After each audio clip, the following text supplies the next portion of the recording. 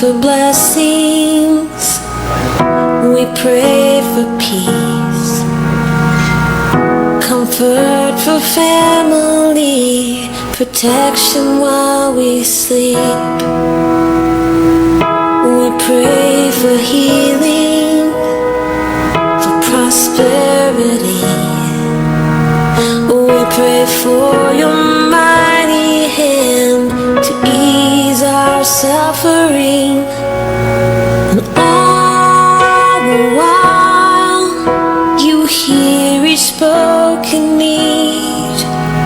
Yet love is way too much to give us lesser things. 'Cause what if your blessings come through raindrops? What if your healing comes through tears? What if 1,000 sleepless nights are what it takes to know you're near? What if trials of this life are your mercies in disguise?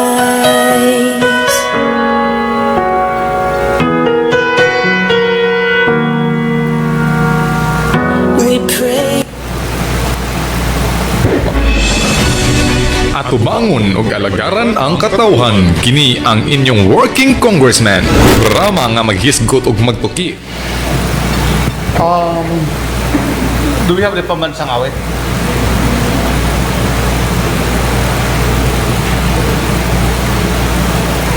Mga kababayan, ang pambansang awit ng Pilipinas.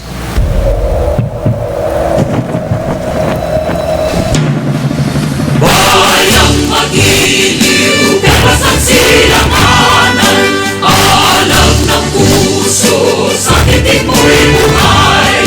Lupang hinirang, duyan ka ng magiting, sa manlulupi, di ka masisiling. Sa dagat at bundok, sa simoy at sa langit mong kapal, ay nilang ang tula ang awit sa paglayang minamahal.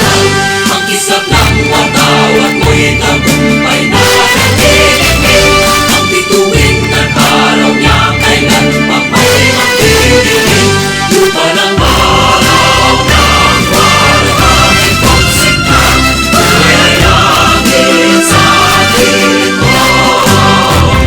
Aming ligaya na pagkay mamapit, ang namatay ng dahil sa'yo. Okay. Atubangon og alagaran ang katawhan, kini ang inyong working congressman. Programa nga maghisgot og magtuki sa mga butang alang sa gitinuha nga kalam. Okay. Again, may buntag na tong tanan.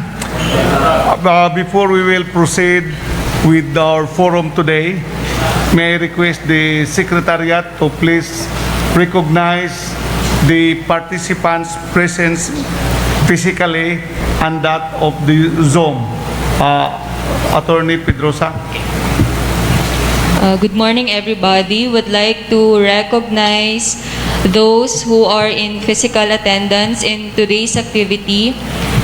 We have of course, our Deputy Speaker, Henry S. Waminal, Board Member Tata Pailaga Lim, Board Member Emeterio Roa, Board Member Nemesio Lahay-Lahay, Board Member Eduardo Sibedo, Mayor Delio Lood, Mayor Glory Fe Roa, Mayor Samson Dumanhog, Mayor Bertoldo Moralion, Mayor Lemuel Mirik Acosta, Mayor Donji Animas, Mayor Jesse Viña, Mayor Ezel Villanueva, Sir Jason Almonte, Sir Godwin Handumon.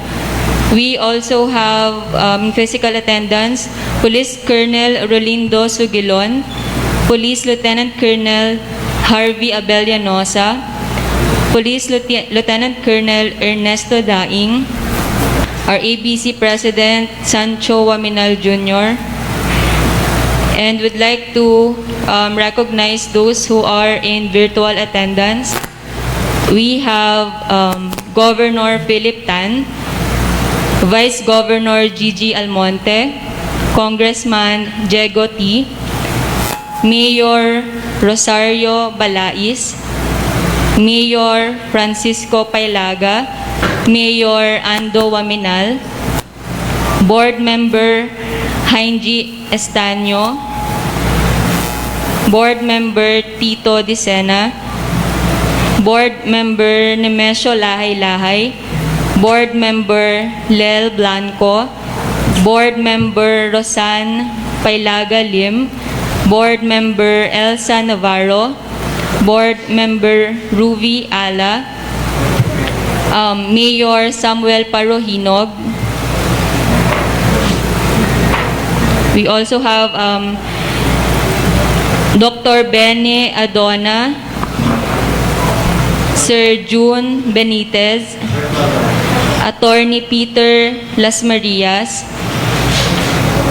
We also have in virtual attendance the Chief of Police from the Municipality of Lopez Haina, Municipality of Plaridel, Municipality of Sapang Dalaga, Chief of Police from Municipality of Tudela, Plaridel, Jimenez, Clarin, Sinacaban, Baliangao, Chief of Police also from Aloran and Calamba.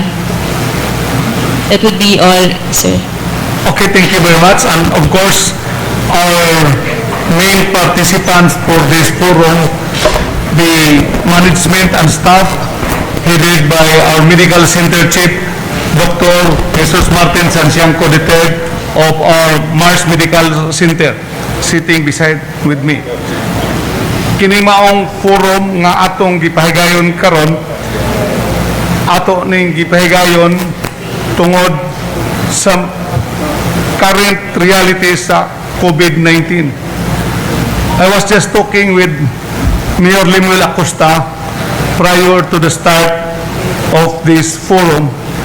He mentioned to me that in the city of Roquita, from September 1 up to today, dunas live 20 kabuok namatay due to COVID, or an average of 1.44% daily average of death due to COVID. I believe that that situation in the city of Roquita dili sada malagyo sa other municipalities and cities. In the city of Osamis, in the past days, almost every day, dunay mga namatay due to COVID. Last night, I was informed that one of our Christian preachers, usa ka pastor, also passed away.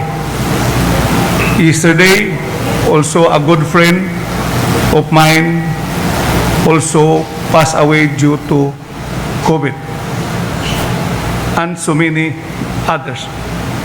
So, ang sitwasyon nato sa COVID-19 sa atong probinsya, pagsugod, naghisgot ta kung pilay positive, karon kung pilay namatay.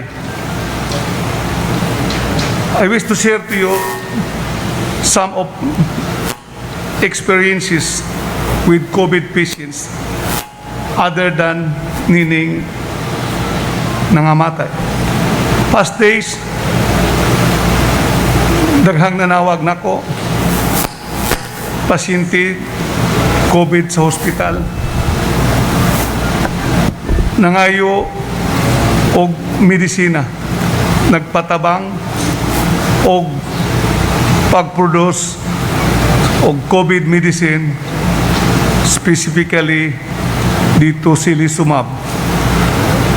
Dr. Sansiangco our medical center chief here could attest to me nga kung tocilizumab na mo'y gikinahanglan, mo'y gi-require sa doktor, that means to say critical na ang sitwasyon sa pasyente. In one occasion, I was in Manila last week. Pila ang nanawag na ko dito.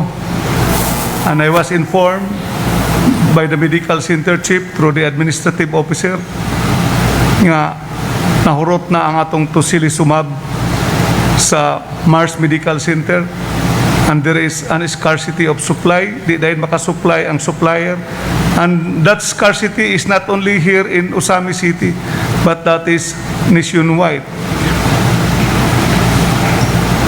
After I got out from the hospital last May, nagbilin ko diha sa hospital og almost 1 million cost of tocilizumab. Nahurot na to. So, naningkamot ko dito sa Manila. I ordered my staff to look for supply of tocilizumab in order to respond that call of our patients here in the province. Niabot na ang sitwasyon nga mayon akong staff nga from the usual price of 21,000 doon na niabot na og 50,000. Inko, sige lang, bahala og 50 atong paliton. But unfortunately, wala gyud makadeliver. Unfortunately, those patients that seek for my help for that medicine, all of them also pass away.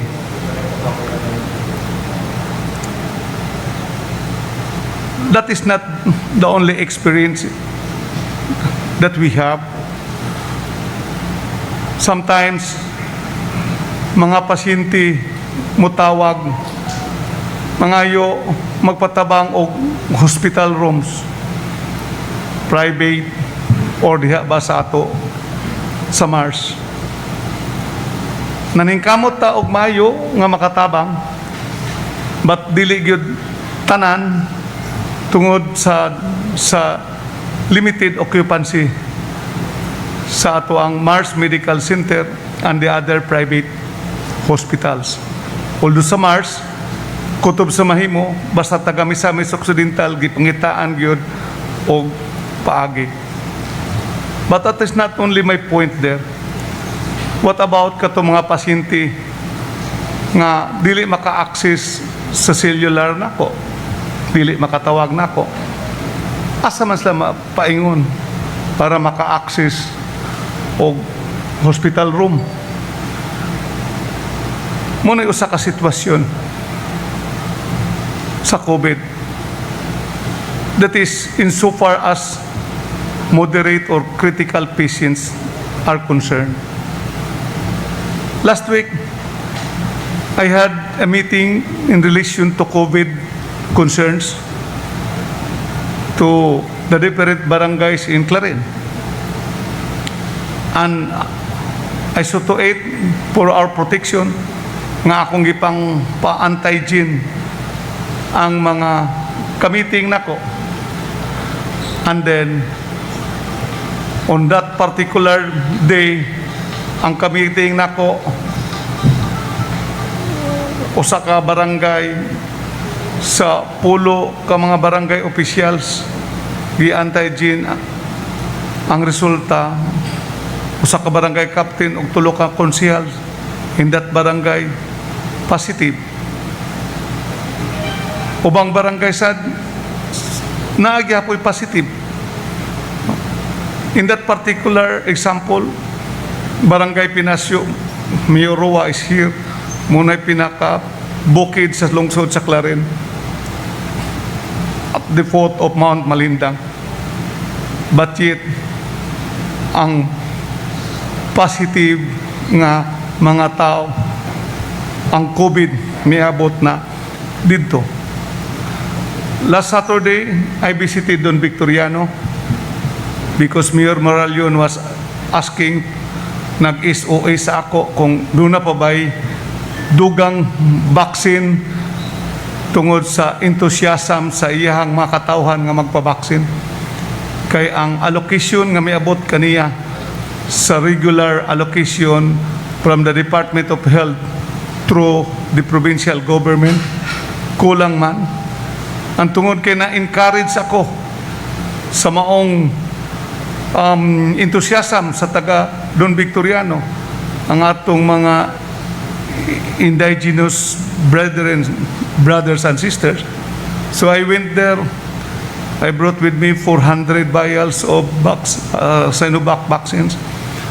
And because I would have I had a sideline meeting with the barangay captains and barangay officials together with the municipal officials, so I had them tested.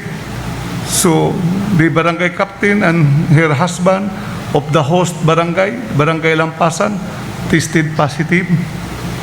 And that also the municipal treasurer who was present then at the time. Naibawaan na to nga nagpositive tungod kay gitest kay mianha ko kay makig-meeting ko. So kung wala ko muanha, dili sila magpatest. So kung maghisguta nga daghan ang critical, let us have to have a backward to test kung unsa kadaghan ang nagpositive. And this is the thing that we should look into, whether we are conducting sufficient tests to the different barangays or municipalities and cities. Kay if there is insufficiency in testing, then that will lead to the spread. Kay naglakaw-lakaw man ang tao, and even sa iyang pamilya, positive day siya, niya wala man nato matistingi, wala mahibaway o positive. So, I think we have to address now the need for testing so that contact tracing can be in place, isolation, quarantine, and that will lead to lockdown kung gikinahanglan. So tungod aning sitwasyon na, I conferred with our medical center chief on the situation of our hospital patients, how we could minimize and as much possible minimize death or save the lives of our people. And our medical center chief had briefed me on the real situation of the hospital, the challenges, and it is in that context nga karon akong gipatawag ning maong gisit nako ning maong forum para atong makabot ang maong solusyon sa maong sitwasyon. It is our shared responsibility. That is why I am thankful for our local officials, headed here by our governor, who is at the SOM, and in due time, he would have also his time to respond accordingly to the issues and concerns that we have to present today. And also my partner in public service in the District 1, thank you, Congressman Nonoy T, for your presence also, to the local officials, and of course our enforcers, the Philippine National Police headed by Colonel Sugilon, and all the local executives, the other sectors also from the cooperative, which had already been recognized. So before we will listen your response or reactions, akong ihatag karon sa atong Mars Medical Center to our medical center chief to make the presentation on the current COVID status sa ato ang Mars Medical Center, the only government referral hospital dire sa atong probinsya, and it is even catering patients in our neighboring provinces of Zamboanga del Sur and Lanao del Norte. Dr. Santiago, you now have the floor.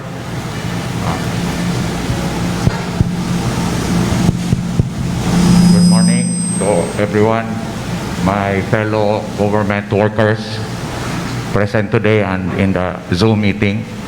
Thank you, Congressman, for hosting this COVID-19 forum in this beautiful hall in Fertig Hills, but with very serious topic about COVID-19. And also to our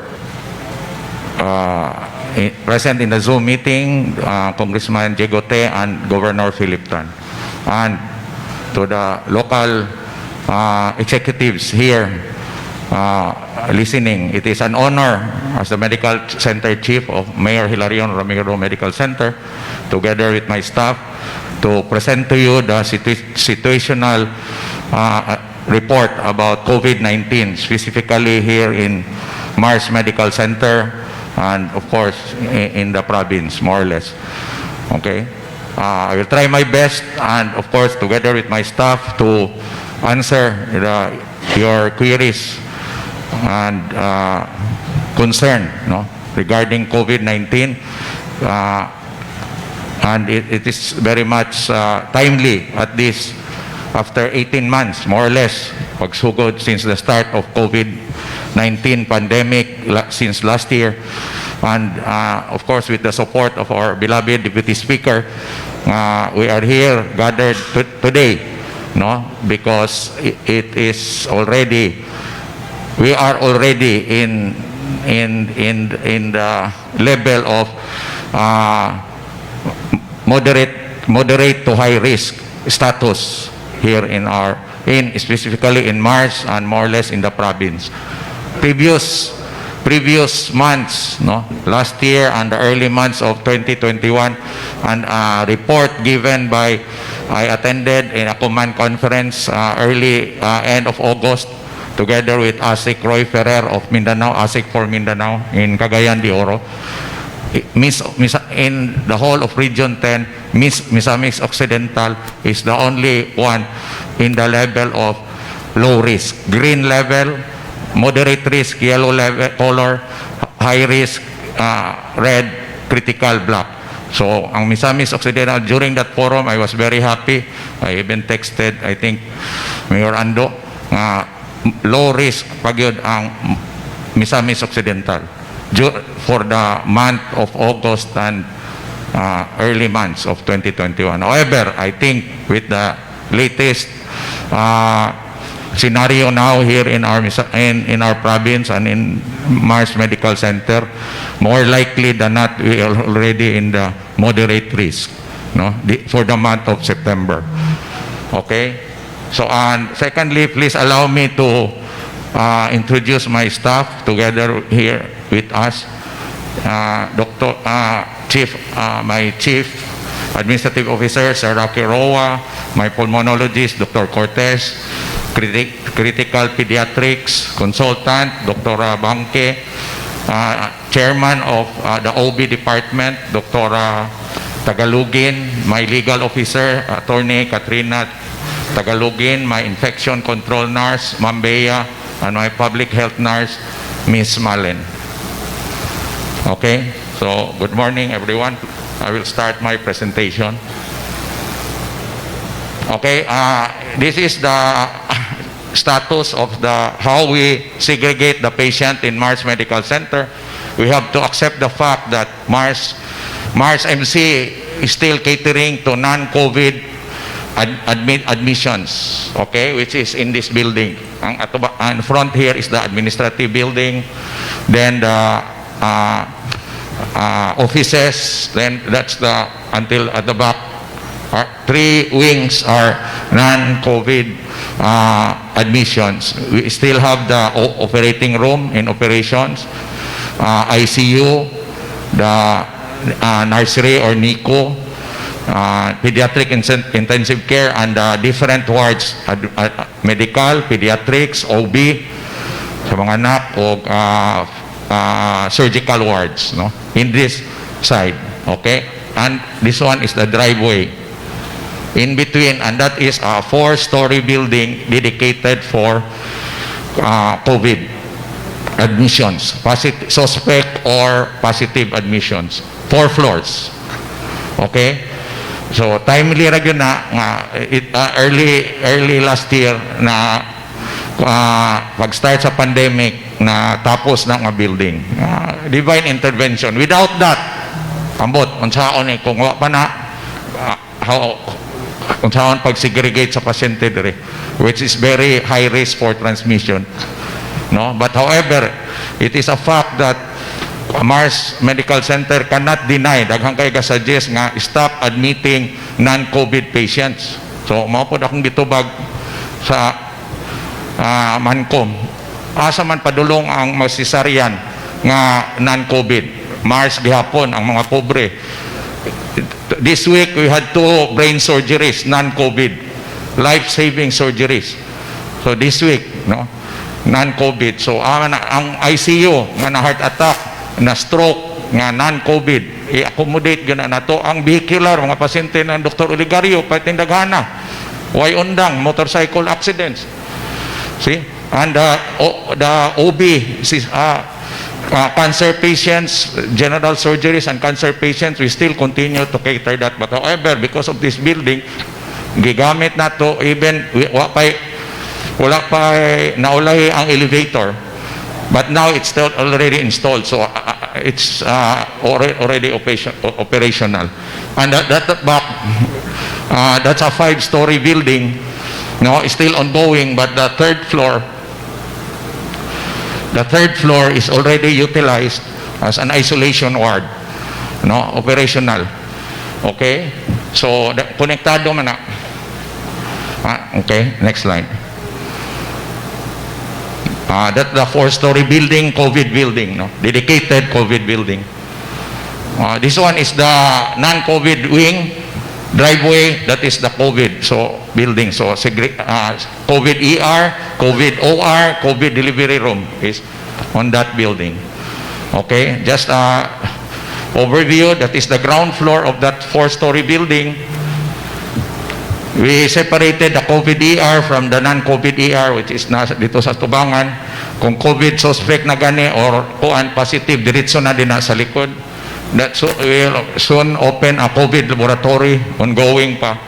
And this used to be a parking lot. We had to convert this into cubicles para mo absorb, mo dawat sa increasing COVID patients, no? So magamit na ni ward type, mga 5 cubicles times 5 beds, so more or less 25 beds. Next slide. That is the COVID ER. That is a small COVID laboratory. Pero not yet operational, soon. Or licensing. This is the second floor, which is converted, siyempre, by the head of the COVID team, Dr. Cortez, into an ICU for critically ill COVID patients. No? So, duha ka wing, complete with ventilators and cardiac monitors, more or less kompleto na, no? Okay, but we have a COVID OR, COVID positive OR, okay, and a COVID dialysis room for COVID positive, only 2 patients, and a COVID delivery room. Okay, this is the elevator lobby, 2 wings, 15-bed COVID ICU. Next slide. Okay, that is the nurse station. That is the lobby. High risk yun nga area. Okay, that's the second floor. So hopefully soon we'll be able to attach the gas pipe, oxygen pipe, piping in this second floor. Priority na itong second floor. Okay, next slide. Okay, the third and the fourth floor mirror image na. The third floor is the adult patients. No, we call it area acute respiratory infection ward. Ward type, which will accommodate 5 or 6 patients with a capacity of 110 beds. Okay? Since last year, before August, dirira ta kutob ang admissions. Okay? No problem. They come and go, low risk. Patients, 50 to 60 patients a day, no problem. No? However, starting August, we had to convert the fourth floor. Fourth floor. An RC station, no? In the third floor, ward type. Fourth floor, the same schematic diagram. We had to convert the fourth floor for additional admission for adult patients, pediatric patients, and OB patients. Kaya nakadaghan, starting August. Okay? Because of the increasing patients. Before, OB, pedia, 1 or 2 only or none at all. However, with this, we have to accommodate, segregate the pediatric patient positive COVID and the OB patients nga nanganak na COVID positive. House them in the fourth floor. Next slide. Okay, the ongoing building at the back, no? With the 5-story building, so the whole of third floor is already usable, operational. No? However, because of since the start of September, we have already increasing COVID positive patients, COVID positive MARS MC frontliners, numbering from 20 to 30 patients a day, staff a day. No, we had no more area to accommodate them. Kay before, very low only, 5-6 patients, dito na sa fourth floor isolation. We had to use that already, to accommodate our frontliners. Some mild to moderate, some asymptomatic. So, naana sila ron dire.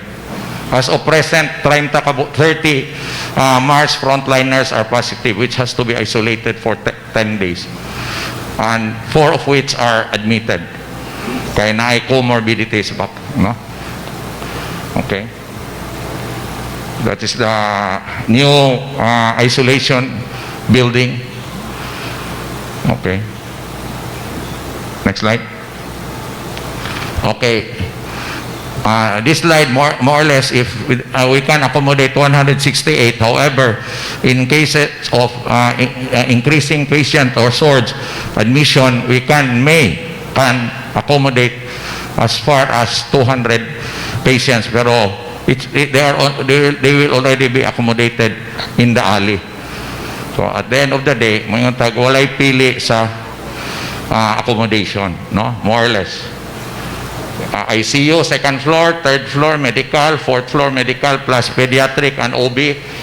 There is an extension for suspect, no? And ICU extension in the new wing. Okay? So more or less giplano na mo sa COVID team. Okay? Max na ng 200. Beyond that, somebody should help us. Next slide. Okay, this slide shows our admissions since January to September 15, 2021. No? Total confirmed patients is about 1,040. Okay, 600 recovered, 111 active. We had 256 deaths. Okay, and in the 256 deaths, we had to segregate it. No, the less than 48, we call that ER death. No, whether COVID or non-COVID, more or less we do not consider that as a hospital admission. Okay, whether it's stab wound, vehicular, pneumonia, stroke, basta less than 48, we segregate it, no? So of the COVID deaths, there were about 42%, 107%, 107 patients, no? Less than 48 hours, and 149 patients, about 58% of the total deaths, beyond 48 hours. Okay? Of the total 256 patients, this is a very significant slide, no? 4 were fully vaccinated, 4 were partially vaccinated, and 248 were unvaccinated, which we see the protection of the vaccination. I hope we can appreciate that slide. Of course, it is not 100% if you are fully vaccinated, kabaluan tatanan na, especially if you have comorbidities, AIDS, the AIDS matters, no? And other factors, no? Smoker, COPD, meaning you have already some degree of difficulty in breathing due to chronic smoking and other lung cancer, whatever, no?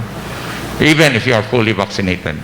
However, what the numbers tells us that unvaccinated more likely die of COVID than vaccinated. Next slide.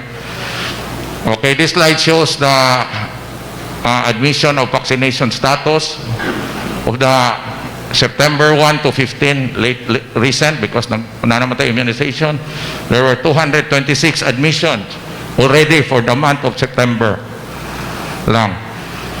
Fully vaccinated 14, partially vaccinated 7, unvaccinated 205 COVID admissions out of the total of 226. Next slide. In terms of severity, mild, moderate, severe, or critically ill COVID patients from September 1 to 15, no? Mild, 41, moderate, 119, critically ill, unvaccinated, 45.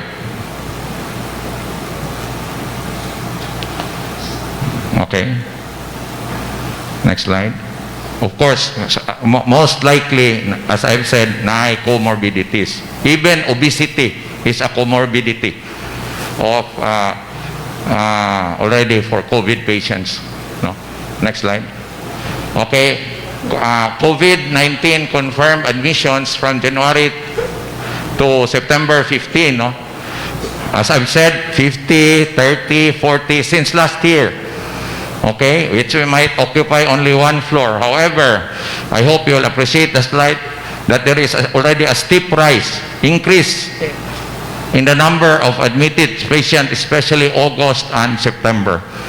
And also, it will reflect also the status of the overall COVID admissions in the country, already numbering to 30,000 at the end of August, and 20,000 at might reach more than 30,000 by September. Okay. Next slide. Okay, this slide shows the pregnant mothers coming in with COVID positive. Very low or none.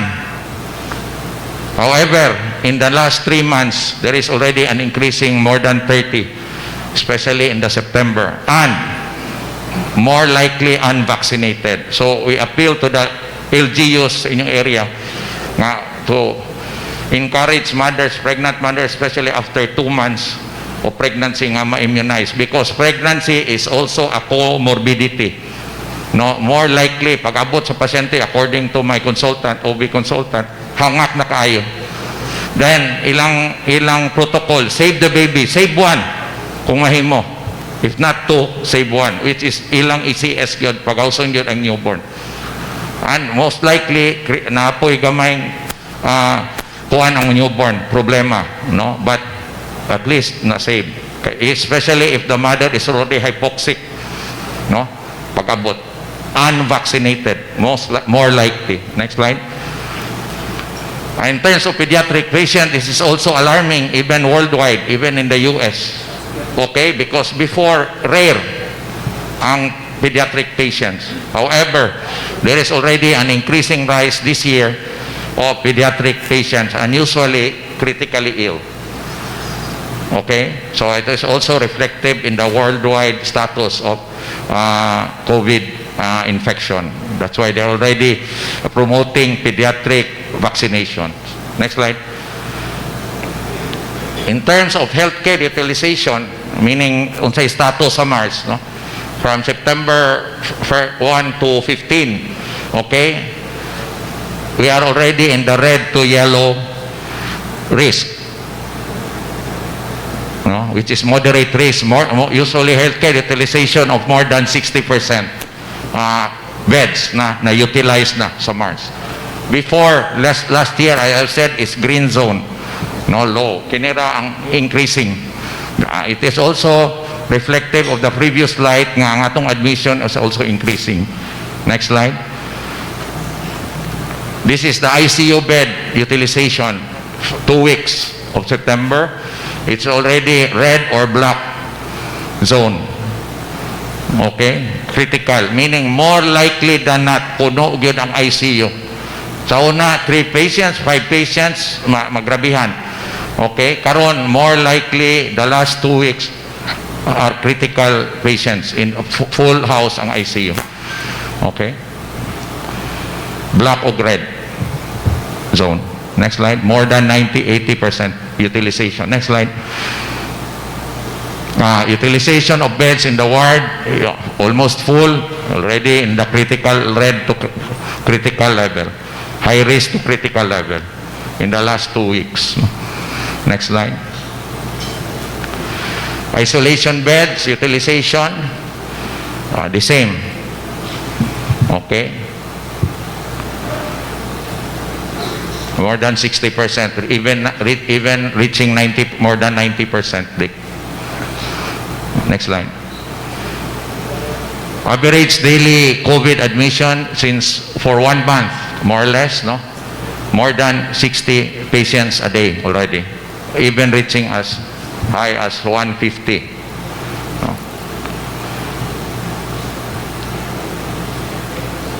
Okay, this slide show a pie graph of the localization of our admitted patients. 80% comes from Misamis Occidental, 7% from Lanao del Norte, and Zamboanga del Sur about 12% as far as Sibugay province. No? Because of the very nice road network, Sibugay, Molavi, then Molavi to Misamis Occidental. Okay, so and also because of in their area, especially from Lanao, they have this mentality just to cross the barge, even non-COVID patient, and come to Mars Medical Center for treatment. No? Okay. Next slide. COVID confirmed admissions in August, 66%. In Misamis Occidental, from Zamboanga del Sur, 25%. From Lanao del Norte, 11%. Out of the 266 admissions. Next slide. New COVID, this slide shows the new COVID admissions per day, August, more or less 1 month, no? Averaging about 15 to 20 admissions per day. August 19 to September 1, 12 new admissions per day. September 2 to 15, approximately 17, averaging 17 new admissions per day. So there's a sudden rise of admissions in this month of September. Next slide. Okay. This is another very critical topic, no, in terms of oxygen supply, and it is also happening in other parts of Mindanao, even in Luzon and in Visayas. No? Please allow me to inform the body, no, that last week we had a critical level of oxygen delivery to Mars. Why? Because ang atong supply, price gas plant in Aurora, which is the main supplier of Mars, nag-back down. Okay? And it's one of the main supplier of Mars. We had 3 suppliers. Price Gas, A&D, which is local, owned by the Lourdes family, Lourdes Pharmacy family, and A&E, a small plant in Iligan, and Lendi, a big plant in Iligan, pero in Cagayan de Oro, pero gi-priority nila ang Cagayan de Oro. Less priority dire sa Osamis, Misok, no? Kaya siyempre, we also know that is a very big source of COVID patients in Cagayan de Oro and in Bukidnon. Because of the increasing demand, ang ilang supply is also cannot accommodate, no?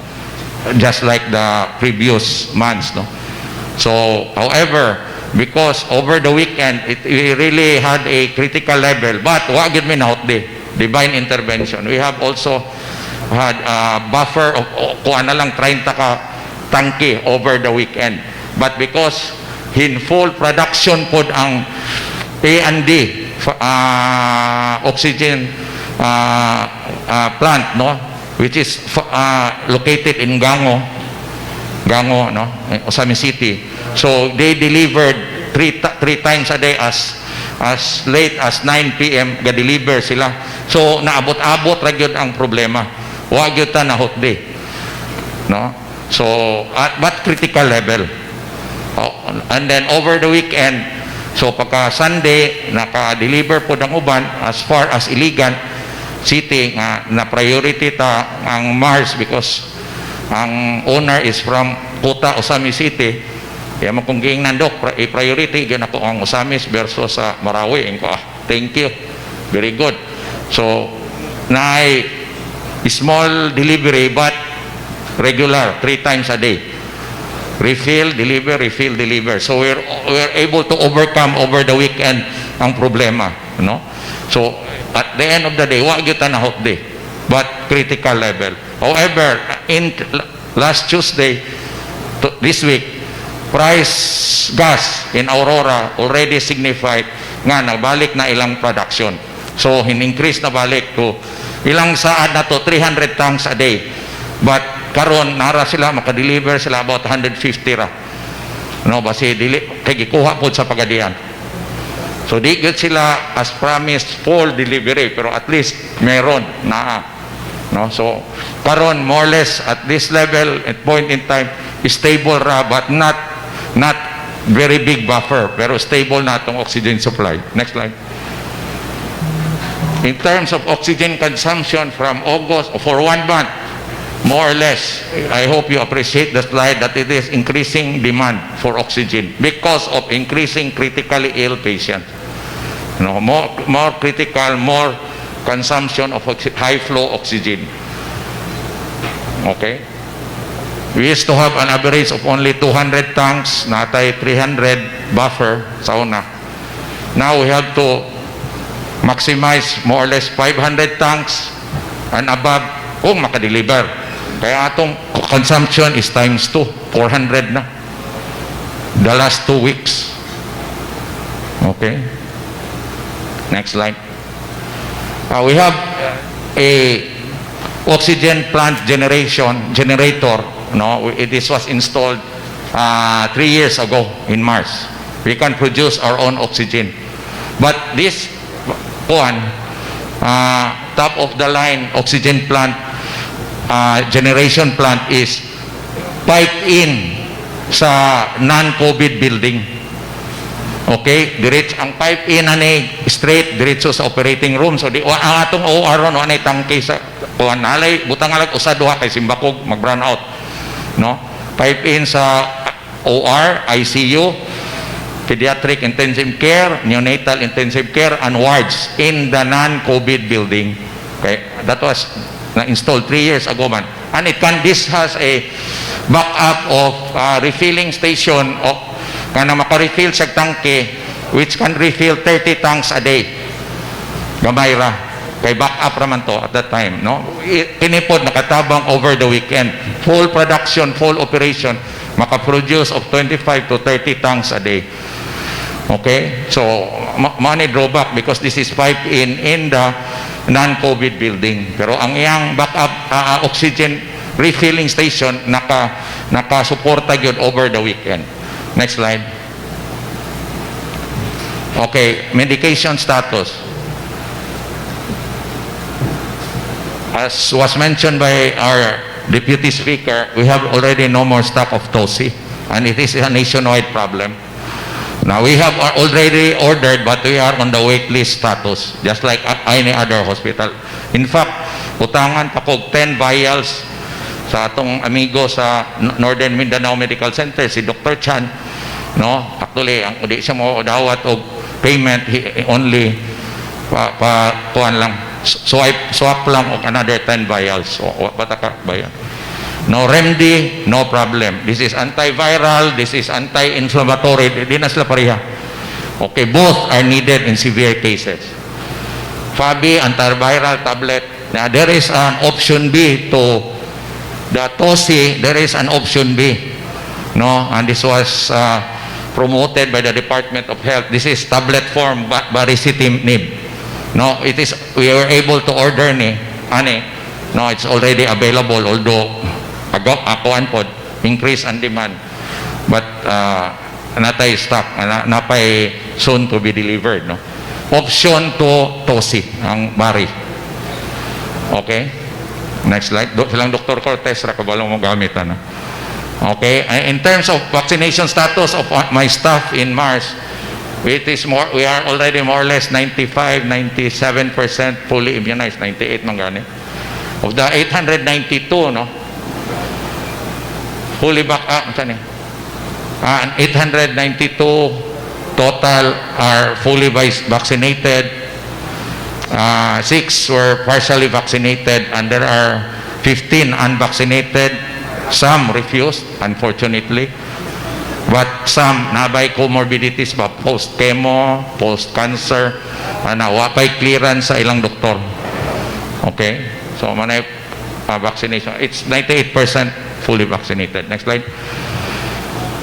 Okay, last few slides. Okay, these are the concerns which we brought it up to our Deputy Speaker last Monday. Kay nangayo na gyud mig tabang kay for the first time in critical level na gyud in both admissions, utilization, and budgetary status of Mars, no, at this point in time, no. So in terms of budget, this will be discussed by my administrative officer after my presentation, no.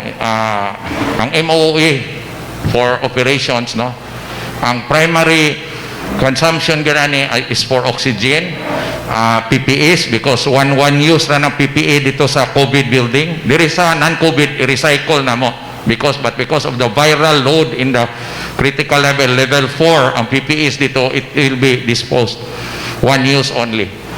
And laboratory, especially we already have a RT-PCR laboratory operational na. Of course, hemodialysis, because this is life-saving consumables, no. And we have already we wrote a letter to Deputy Speaker, no, and he already brought it up to the central office for hopefully for fund augmentation from the central office. And we had already a Zoom meeting with PhilHealth in town, tabangin town may sa among payment sa PhilHealth. However, FYI, after the meeting, napay problema gamay kay ang ila almost fully na sila, ang amo napa may collectible 100 million, so we had to compare notes, no. But if I may, importante gyud ang PhilHealth financial support sa Department of DOH hospitals, because we are in a no balance billing status, so wala may income other than PhilHealth, no, plus the MOE, no. So PhilHealth should support us in this fight against COVID. Dapat naikonsiderasyon gamay kay usa sila masubraan ka stricto sa charge, i-deny among charge, even how much we, in fairness ako mga doktor nga unsaon pag perfect sa charge, daghan maghapon ma-deny. So sa universal healthcare god, ang financial pillar support sa mga hospital is the PhilHealth reimbursement, but no, and appeal also sa L2, the LGUs, hopefully if you can share part of your funds, no, especially for the purchase of oxygen, no. But we just write a letter of appeal. In terms of oxygen supply, as I've said, hinagit ang critical level, but if mo continue lang ang production sa price gas, we are already more or less stable ra, no. Well, basta way mo back down nga planta.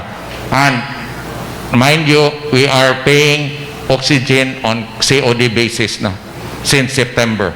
We had to have 50 to 100,000 pesos in the cashier every day. Deliver, bayad, correct. Sakto ko. Kay they kuan only on COD basis. That is a problem. Okay, but nanatay buffer gamay basta. But if the surge will continue, mubalik yung critical level kay ang production as of now di pag yun sila ka deliver sa ilang commitment. Okay, ang price gas committed 300, 150 ray ma-deliver for this week. Ang A&D promise 200 tanks a day, nara sila sa 80 to 100. So below kuan yun as ilang commitment, no.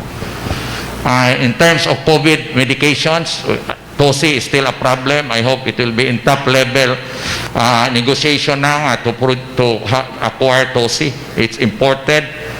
Ambassador na kuno ilang top level negotiation na according to Yusek Vega. We are doing hemoperfusion in Mars is as a critical level of treatment, no? Mura gidialyze ang pasyente pero emergency to suck out the virus and the toxins, no? This is also done in heart center, in KI, PGH, no? We are doing that, no? Nakapalit man tag usa ka machine, no? But it is not a guarantee. Okay, next slide. In terms of manpower, we have an increasing number of patients and a decreasing number of staff. You know why? For this month alone, nanay 10 to 12, if I'm not mistaken, manglarga na abroad nga nurses. They are very critical kay na-spread out magud among kuan ang wards ba. We had to pila gud ka wards madugang. Okay, and it needs nursing staff to man the wards, no. So daghan pang manglarga, daghan na nag-signify, no choice. Okay, increasing number of COVID positive health Mars frontliners. As I've said, karon at present na 30, 12 of which are nurses, 10 of which are doctors. Nya, upat or 5 ka buok na dextrosan kay na comorbidities, no. At is that to say nga rest in peace, one of our Mars frontliner passed away, taga-Tanggob, no. Akong midwife, a very buutan kay nga midwife because of COVID. Fully vaccinated, however, according to Dr. Cortez, na comorbidities, diabetes, no. France, diabetes, no. So after 10 days in the hospital, instead of improving, na-deter mo, na heart attack man siguro, ingon sila. Okay, so we had to hire additional job order of nurses, no, to be assigned, no, and pull out some nurses in the OPD para skeletal ng OPD para ipa-assign sa COVID ward, no. So ikuan gyud. However, ang problema kay daghan po kay na positive, ma-underman gyud. Okay, and also I like to relay this concern, especially to our beloved governor, that there should be a backup hospital in terms of full capacity na ang Mars. Other government hospital. Kaya ang private nato diri can only accommodate 5 kuno. Ingon sila 5 to 6 COVID patients sa ilang hospital. That is the private hospital in Osami City. Beyond that, di na sila mudawat. Okay? And they're not, if I'm not mistaken, they're not accepting critically ill. Labay nila sa Mars because of lack of equipment. Next slide. And this also, just like other provinces, na one hospital command who will triage mo traffic sa incoming in, especially from out of crossing the borders. Kaya mahitabo god other provinces pasala dayon pag-abot mild ra or kuan not. Okay, so dapat mahibaw-an na daan kung madawat ba or dili, especially in the borders. Kaya ang Zamboanga del Sur, Lanao, although I already wrote to their governors, to the two governors, no, nga should coordinate with the hotline. So I hope ang one hospital command can set up a hotline.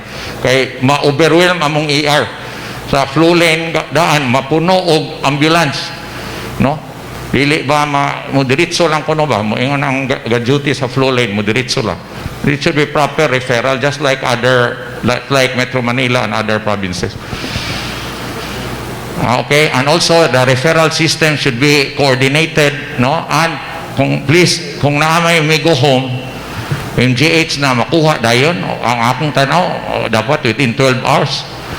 Okay, kung discharge karong hapon, kung di man gani makuha pagkagabi, early the next day, so that the bed will be free for the next admission. Kay maabot may 8 to 10 to 12, wa makuha some taga-tabok. Kaya wa ko na isakyanan. So that is a problem brought up by the nurses. No? Kaya ma-overcrowd. Okay? And also, as I've said, proper referral system para ma-triage ang pasyente, ma-traffic ba? Okay? Next slide. Okay, this is our COVID testing laboratory. PCR na ni, it's located in the City Health Office, no? The building is care of Mayor Ando Asenso Osamis, but the equipment is care of Mars and the staff also. We cannot still operate this kay critical man ko kayong kuan medtex diri nga mo operate, no? Kay because of the sensitive testing, 2 shifts ra mong medtech and they operate 8 to 8. Di pa gyud ni kaya ang 24 hours because wala na po tong mo laboratory test sa Mars, no? So and also of their training. So 2 shifts pa, but 7 days a week, including Sundays. Plus mo send pa og results and it should be 100% accurate. And it is already operational for 2 months now. Next slide.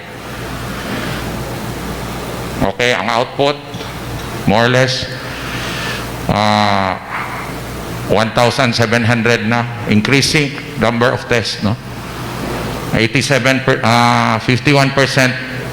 positive sa ilang kuan with testing capacity of 180 specimens per day, operating 8 hours. Next slide.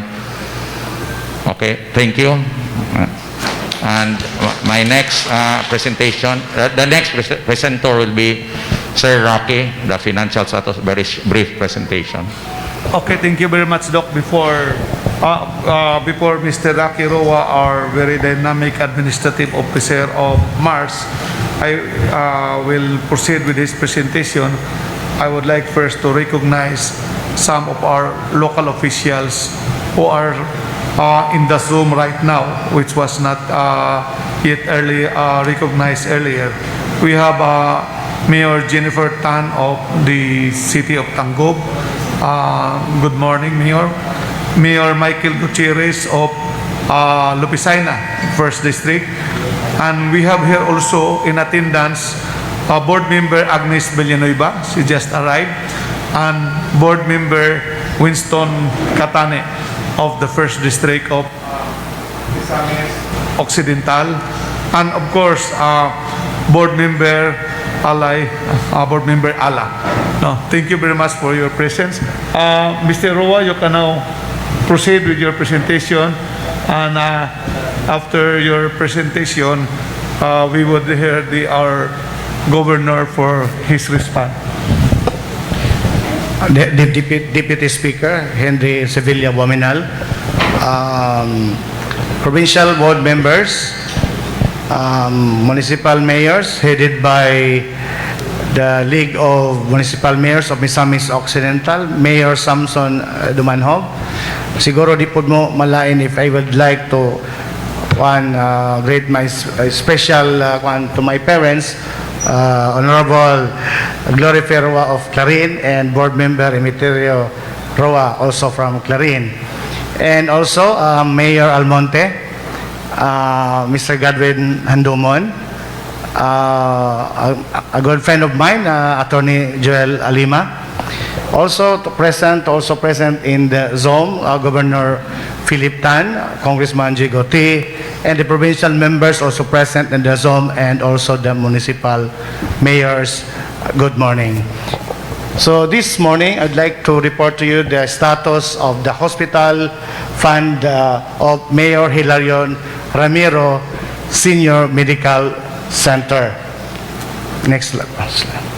So the balance of our funds coming from the General Appropriations Act, our MOOA, maintenance of operating expense is 26,968,451.34 as of September 15, 2021. So we have a estimated mandatory expenses September to December. Of course, electricity, this is about 1,600,000 per month. So that's about 6,500,000. Water, so about 200,000. Job orders, so I'd like to emphasize job orders, about 10 million, because according to our medical center chief, we'll have to open new wards, COVID wards. So we have to augment our staff. So we'll hire a job order. So our estimated pasweldo nila is about 10 million from September to December of this year. Training allowance for doctors is 200,000. Postage is 12,000. And communication, 620,000, plus the internet, which is almost 1.2 million. So the total mandatory expense of the hospital is about 18,652,000. You subtract 18 million to 26 million is natay nabilin nga 8,316,451.34. That is allotted for medicines and supplies of the hospital. And this year we receive a sub-allotment for at augmentations of our maintaining operations and expense. January to August, about 90,750,000. And 76 million of it is na-obligate na. So, dili na siya mahilabtan because the budget is already na-intended para ibayad, ana. So, nabinlan lang o 13,921,489. Now, this is the problem. The total amount available for September, as of September 16 to December of this year, is only 22,237,940.34. Muna lang ni ato mabilin for this year. Next slide, please. Now, this is because of the current increase of COVID patients, the estimated consumption per month, kada bulan, for estimated consumption of oxygen is 20 million per month. Estimated usage of PPEs for our frontliners is about 3 million. Estimated consumption of drugs and medicine per month is about 5 million. And estimated consumption of the reagents of our COVID laboratory, RT-PCR laboratory, is 12 million per month. And estimated consumption of the reagents of laboratory is 7 million. And estimated expense for the non-COVID patients is 12 million, a total of 59 million. So if the surge will continue, mag-negative ang hospitals about 36 million plus if the surge continues. Because our financial capacity up to December is only 22 million. So, though critical level ang atong oxygen, makakuha tag supply, but the problem is, can we survive as far as the financial status of this hospital is concerned? Okay, thank you. Thank you. Okay, thank you very much, Mr. Roa. After hearing the current situation of our hospital insofar as it's non-COVID and the COVID patients, we are pretty aware that the provincial government, our local chief executives, headed by our governor, are also doing their best in efficiently managing this COVID pandemic. So this time, we will hear from our Governor Philip Tan, on his response and his a briefing from him also on how the current administration is handling the crisis, including the regulatory measures.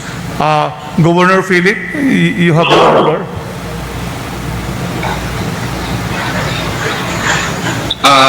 Thank you, Kong.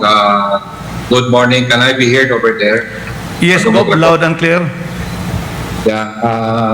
Mayong buntag sa atong Deputy Speaker, Kong Henry Wabinal, and to Congressman Jacob P., to all the board members present, our Vice Governor, and to all the mayors and heads of agencies, especially to the head of Marsden, Dr. Santiago, and to everyone, ayong adlaw. Today, our COVID cases has increased, no, as of yesterday. Doon na tayo 914 active cases. So between now to weekend, it's possible na maabot na tayo 1,000 cases. And we have 78 new cases yesterday, and 49 recoveries. Yesterday we had 8 deaths, no? 8 kapatay, 1 from Oroqueta, 5 from Osamis, and 2 from Tudela. And for Delta variant, I would like to report this one. We have 9, and out of these 9, duha ani is returning overseas Filipino, and ang 7 ani are local cases. Sa local cases, tulo ani na admitted sa Doña Maria Hospital. And of course, tulo ani na admit sa Doña Maria Hospital, 2 from Bonifacio and 1 from Tangub. And of course, ang upat ani sa local cases were asymptomatic. Background sa duha ka ROF na Delta, they were nasakpan ni sila dito sa Manila when they arrived, because all ROFs who arrives in Manila will require genome testing. So dito ni nasakpan na i-isolate sa Manila, and they were tagged as recovered and cleared to come home. So when they come home, they were cleared already. However, kaming 7 local cases, ako nang hibawan, after na human po quarantine sa tuan. So, all cases were previously tagged as recovered, the 7 local cases, and was reintegrated to the local community. Kaya dugay man ang result sa kaning genome testing. At present, all the Delta variants, katong mga siyang, were again reswab or RT-PCR, including their close contacts, and we're waiting for the result. For our isolation facilities, Haven in Oroqueta, we have 79 bed capacity. And as of now, we have 23 beds bakante. I was asking anong nakay-bakante na dagamang COVID. It's because we now try to admit only moderate cases in the Haven facility, so that the mild will just be under home quarantine. And so that ma-monitor na ito maayo ang moderate para di naman rates of severe. Next week, we will add 36 rooms in Haven, so that we'll have a total capacity of 150. And also to support Marsden, by next week or 2 weeks from now, we will open to their cases. And of course, by next week, I hope that we can open already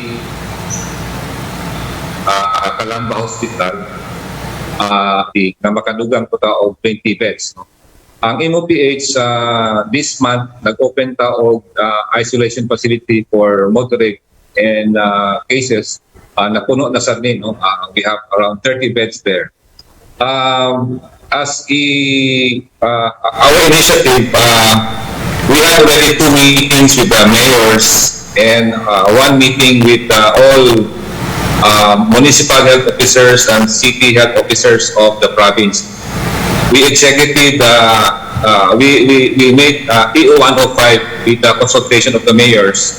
EO 105 under 105-A under TCQ limits the movement of people in the border and in the province. So there are only tulo lang kaklase ka tao ang makalakaw karon. Number 1 is the upward, of course. Number 2, those who have essential and indispensable travel. And number 3, returning residents. Those are the kinds of people that can cross the border. Of course, nakay dugang pang requirements before they can cross. Sa local, within the Misamis Occidental, under LGUs, still the same. Or makalakaw, of course, Gibumagan, 18 years old below and 65 years above cannot get out unless it is for essential and indispensable travel. We prohibit gatherings. It is stated in EO 105A, and other gathering of people is not allowed. We had a meeting with health officers and all over the province. Ang atong problema ron mga kaigsunan kung hindi conflict and the mayors is that kasagaran sa COVID karon is gidala-dala sa mga tao. Dili sila mo deklara, and of course abi nila og ilana kanang isubawan ra, ipanuhot, ubuna, isipon, and butugan lang sa tinuod kung nagrabe na and COVID na di ay. That's why to be able to solve this problem, we had a meeting with all the MHOs and CSOs that to be able to trace right away, we should be assertive on detection. So gitahasan na to ang mga BHWs with the mayors na ato ng kanang moato na tabalay-balay para kung gisipon, tubo, or quag temperature, aron aso dayong ma-check whether it's COVID or not para ma-isolate. In that manner, we can now avoid the further transmission of COVID cases. So, in relation to other initiatives that we've done last week, we allow now the different LGUs to choose in one day a week to have a no movement day. So sila magpili Saturday ba or Sunday or any day of the week, no movement day for at least once a week na ay time na si COVID dili maka-transfer to another person. Ikaduha, we now allow LGUs to put in checkpoints sa ilang barangay, sa ilang LGUs, so that the EO 105A katurang pwede makalakaw. And in relation to our COVID cases, still Misamis Occidental in relation to other provinces in Region 10 is Borag, Arang Patan, no? Like Cagayan de Oro has 3,800 cases. Lanao del Norte is 483, but if you add Iligan City, which is part of Lanao del Norte, that's 999 cases. So maabot yapon sila of 1,500 cases. And Misor has 1,151 plus. And of course, ang challenge nato is Zamboanga del Sur has 1,898 cases. And Zamboanga Norte is around sila, they have 611 cases. I don't know if Dipolog is included in this data.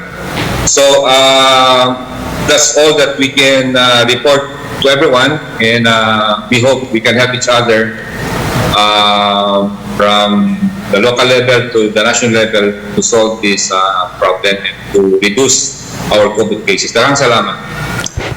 dagang salamat, Gob. And as I had mentioned in my preliminary remarks, we are having this forum for us to sit down and work together on how to address this pandemic. So this time, we would like to hear the response also from the Congressman of the 1st District, Congressman Jigote, for your response and your proposal, course of actions, and how we would address this pandemic, that the spread of the virus will be stopped and will not reach to a critical situation. Boss Kong Jigo, you have now the floor. Thank you, Deputy Speaker Henry Waminal.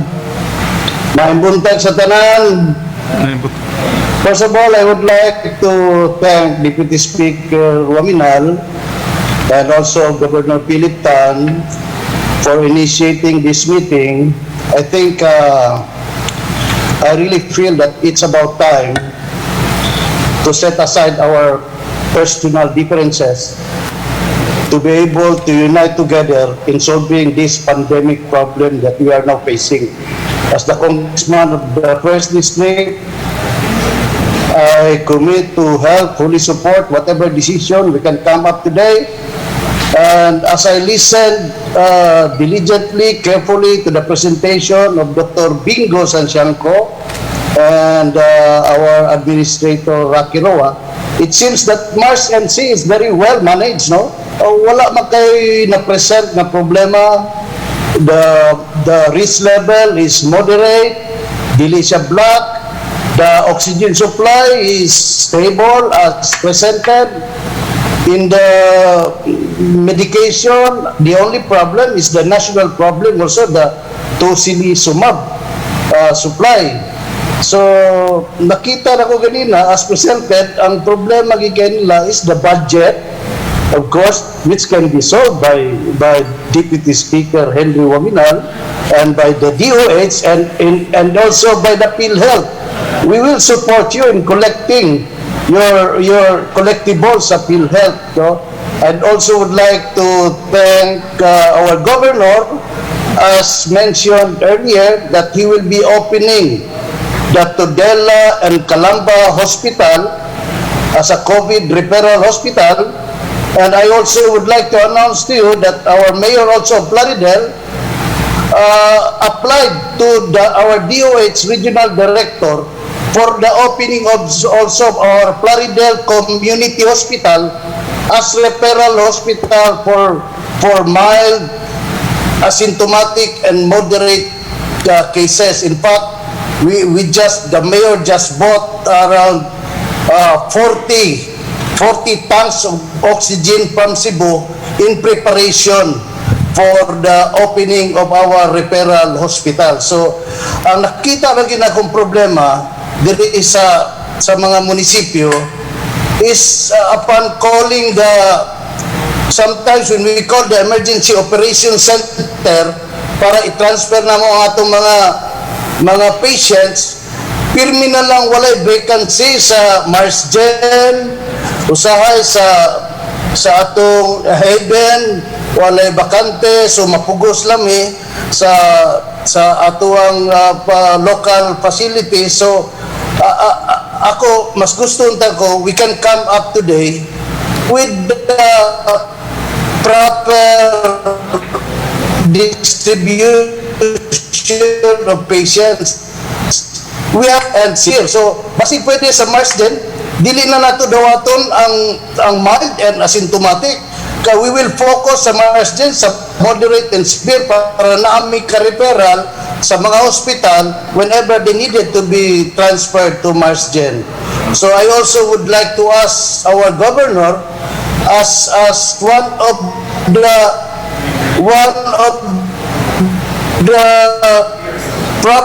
possible problem of Marsden as presented solution nga kung pwede ang MOPH, Provincial Hospital, makadawat na po sila severe cases, naman sila ICU.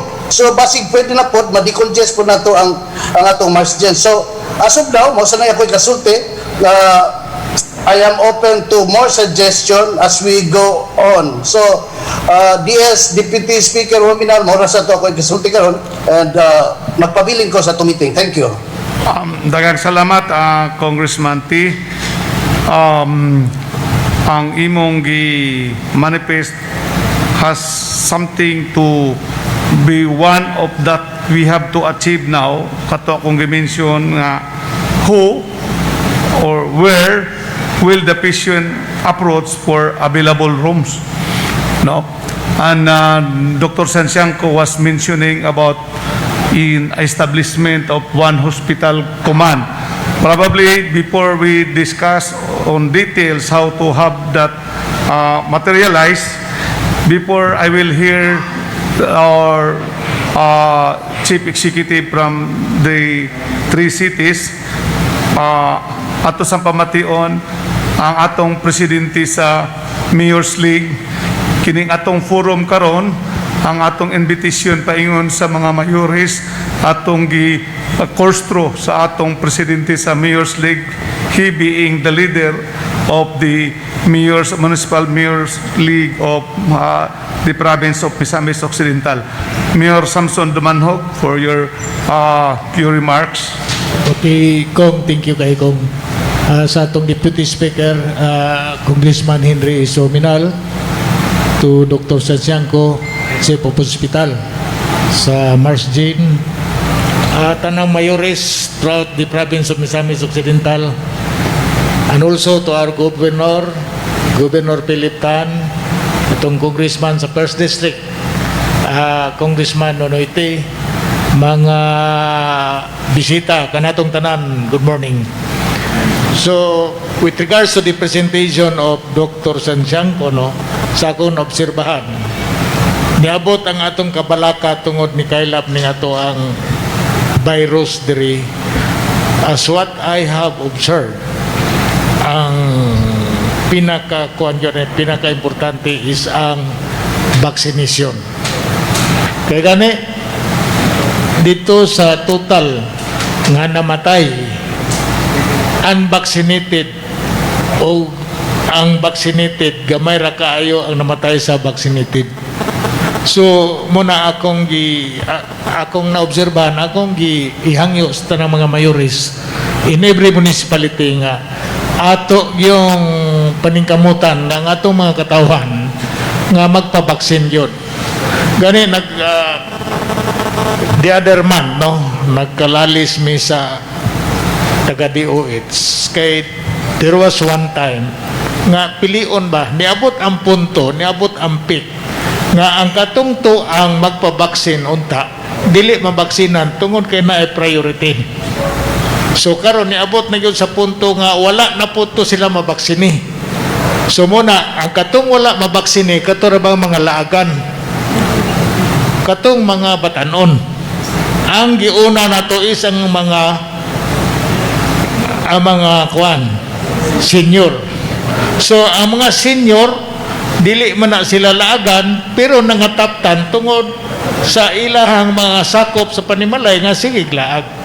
So muna ako na obserbahan. So muna na nga bahin po sa explanation ni Gov, pag how to determine kung saan na to pag-detect ano yung mga naay virus karon. So giawhag po nako ang mga mayores nga mopalit kita og antigen testing kay para mahibaw-an nato og kinsa gyoy naay virus nga galakaw-lakaw diya sa tuang lungsod. Siguro maura na akong response kong. So thank you kayo once again mga mayores, hopefully ato nang sabutan na natay massive antigen testing sa ato ang lungsod o sa matag barangay. Thank you Kong, o once again good morning. Daghang salamat Mayor Samson. Sa dili pa nato pamation ang Post City Mayor where Mars Medical Center is located in the city of Osamis. Akong gipahibalo nga karon ang ato ang mga katawhan are well informed of this forum that we have kay we are now covered live with the different TV channel diri sa atong probinsya, and we have here the presence of One TV, no, Mr. Johnny Tomi and Mr. Visitacion. We have also the Orokita channel, Joan Antasoda and Mr. Isidro Antasoda, Mr. Tremidal, Mr. Loloy Makiling, Elena Pilari of G8 channel, Asinso Osamis channel, of course, si Mr. Lirasan, Adonai Disina, mga social media private practitioners, no? Wida Calyona, Glenn Ray Rolona, Manny Renkelio of the XDD, Bal Cabrera, Boyet Lumapas, Janfel Duhay Lungsod, and our own best channel. O karon atong ihatag si Mayor Sanso Fernando Waminal para sa iyahang wisdom and response to the discussions that we have today. Mayor Ando. Okay, daghang salamat to our Deputy Speaker. To my fellow public servants, of course, to our host, Deputy Speaker Henry Waminal, and to his partner, Congressman Diego Te, sa ato ang amahan sa probinsya, Governor Philip Tan, ang ato ang Medical Center Chief sa Mars Medical Center, Dr. Sansangko, and to his team, to my fellow local chief executives, the provincial board members, our friends in the media, and sa tanang mga nagtanaw karon niining historic COVID-19 forum in the province of Misamis Occidental. Mayong buntag kanatong tanan. To start with, before I give my response to the concerns raised by Dr. Bingo and Sir Rocky, kining ato ang situation karon, the surge that we are experiencing, and not just the surge but the number of cases sa atong mga kapad nga probinsya. Ang pinaka-vulnerable army is the city of Osamis. Because first, Osamis is the gateway to Misamis Occidental. We have our pier and we have our airport. So, with the national IATF guidelines nga dapat dili na kaayo restricted ang movement sa katawhan, especially sa mga apor, no choice gyud ta but to accept them. And dili man gyud nato ingon nga 100% mapugnan nga ang mosulod katurang COVID-free. In fact, that is the very reason why we have a surge in the province. And not only that Osamis is the gateway, pero sa tibok probinsya, ang syudad sa Osamis pod ang maoy na ay pinakadaghan nga population. So we have more than 150,000 residents in Osamis. And on top of that residents, we have an additional daytime population. Tungod kay naa ang mga bangko, naa ang sentro, the center of trade and commerce dinhi sa Osamis.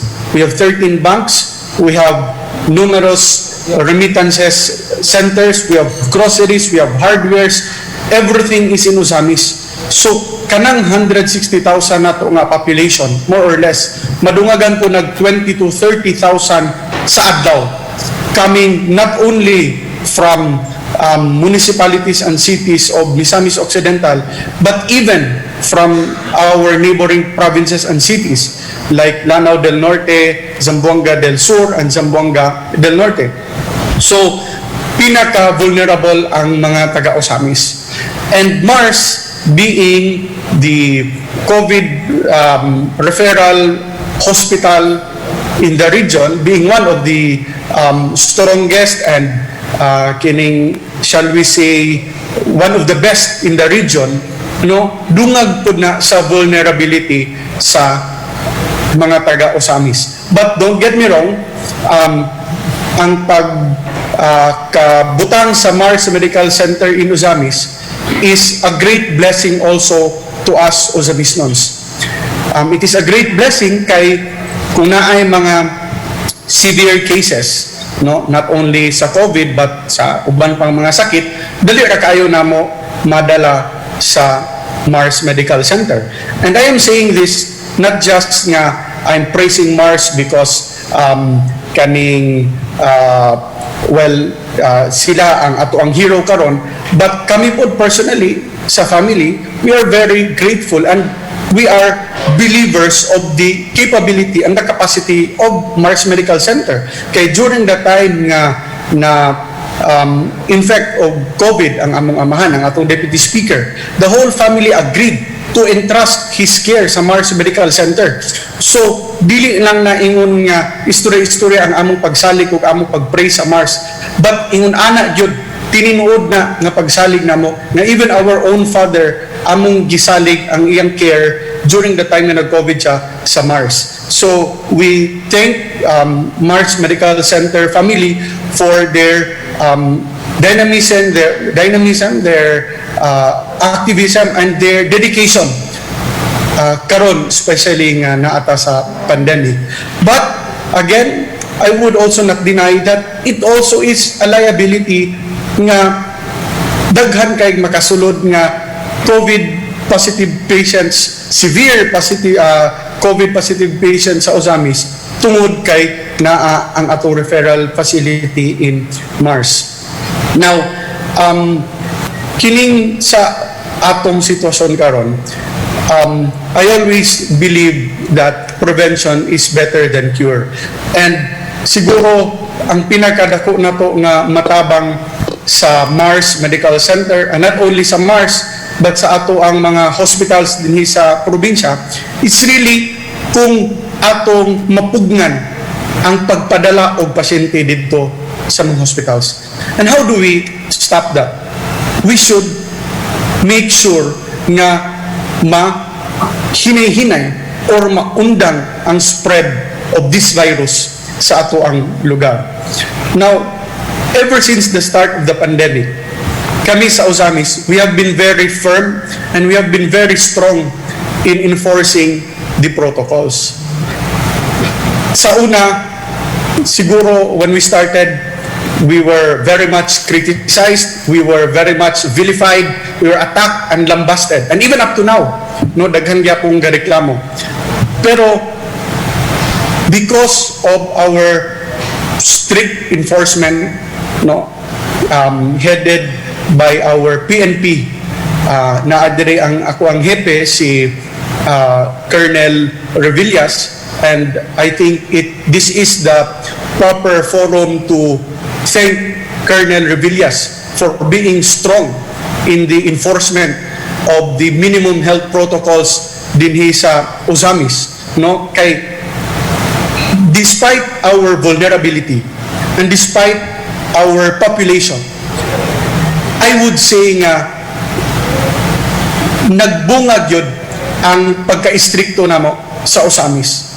Kay for the past 18 months, although karon we are experiencing a very bad surge, but given our population and our openness to the other towns, cities, and provinces, dili gyud kaayo ingon ana ka shall we say it's not that bad compared to other provinces or compared to other big cities in the region ang situation sa Ozamis. So ang ako alam, no, prevention dapat atong pangusgan gyud ang mga protocols. Kami, well, I personally, I stopped issuing executive orders already for the past 8 months. I did not issue any more executive orders stating the guidelines for the minimum health protocols. Okay, we already have the guidelines from the IITF, and on top of the IATF resolution, the Governor Philip, has issued his executive order, which for me is sufficient enough, as long as it will be enforced as long as maobserbahan. Gimension ni Governor Philip ganina nga karon limited ang movement sa mga tao, the PORS, medical emergencies, no, katong mga unnecessary or non-essential movement gibawal. But the question is, are we really enforcing that order? Ako moyon ko nga enough na ang executive order ni Gov. Philip because that executive order is a product of collective wisdom. Remember, si Gov. Philip has been inviting us mayors sa meetings before siya magpagawas og executive order. So tanan natong mga wisdom ato na na-input dira. Kung wala man taning tingog, then that is already our ato ana ng pagkulang. So what I have been doing in the past several months in Izamis is once magpagawas og executive order si Gov. Philip, which I consider as a collective wisdom of all mayors and all consultants, a product of intelligent and mga bright minds of the province, no? So once magawas ang order, I just simply issue a memorandum, an order to my chief of police na in view of the executive order issued by Governor Philip dated blah blah blah, you are hereby directed to enforce and to ensure that all provisions in this executive order are followed. So, if there are any violations, kabalo na ang pulis kung unsay buhaton because it is also included in the executive order. So, again, Colonel Revillas, very active, very strong, no? Despite being branded tungod sa iyang pagpanakop, tungod sa iyang pagsunod sa iyang mandato, i-brand na siya as loyal to the mayor, loyal to the Waminals. Pero Colonel Revillas is loyal to the institution and loyal to the law. He is just enforcing the orders from the right authority.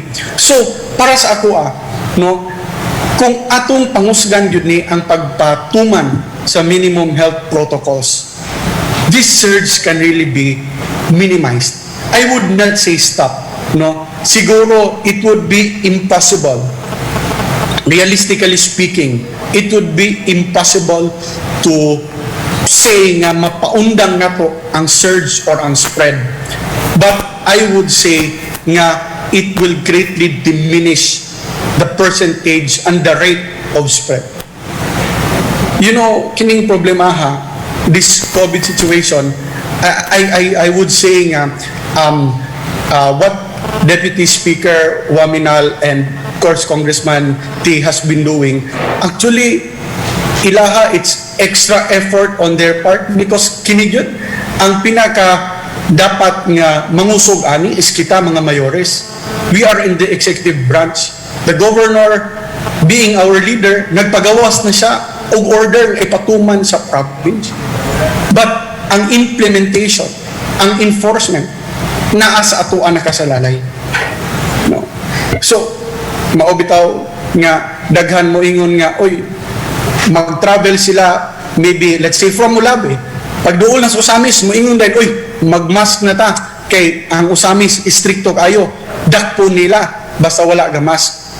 Oh. So, with that mask, even if nakalusot kay tungod, let's say nakasulod kay kompleto ang iyang papeles, no?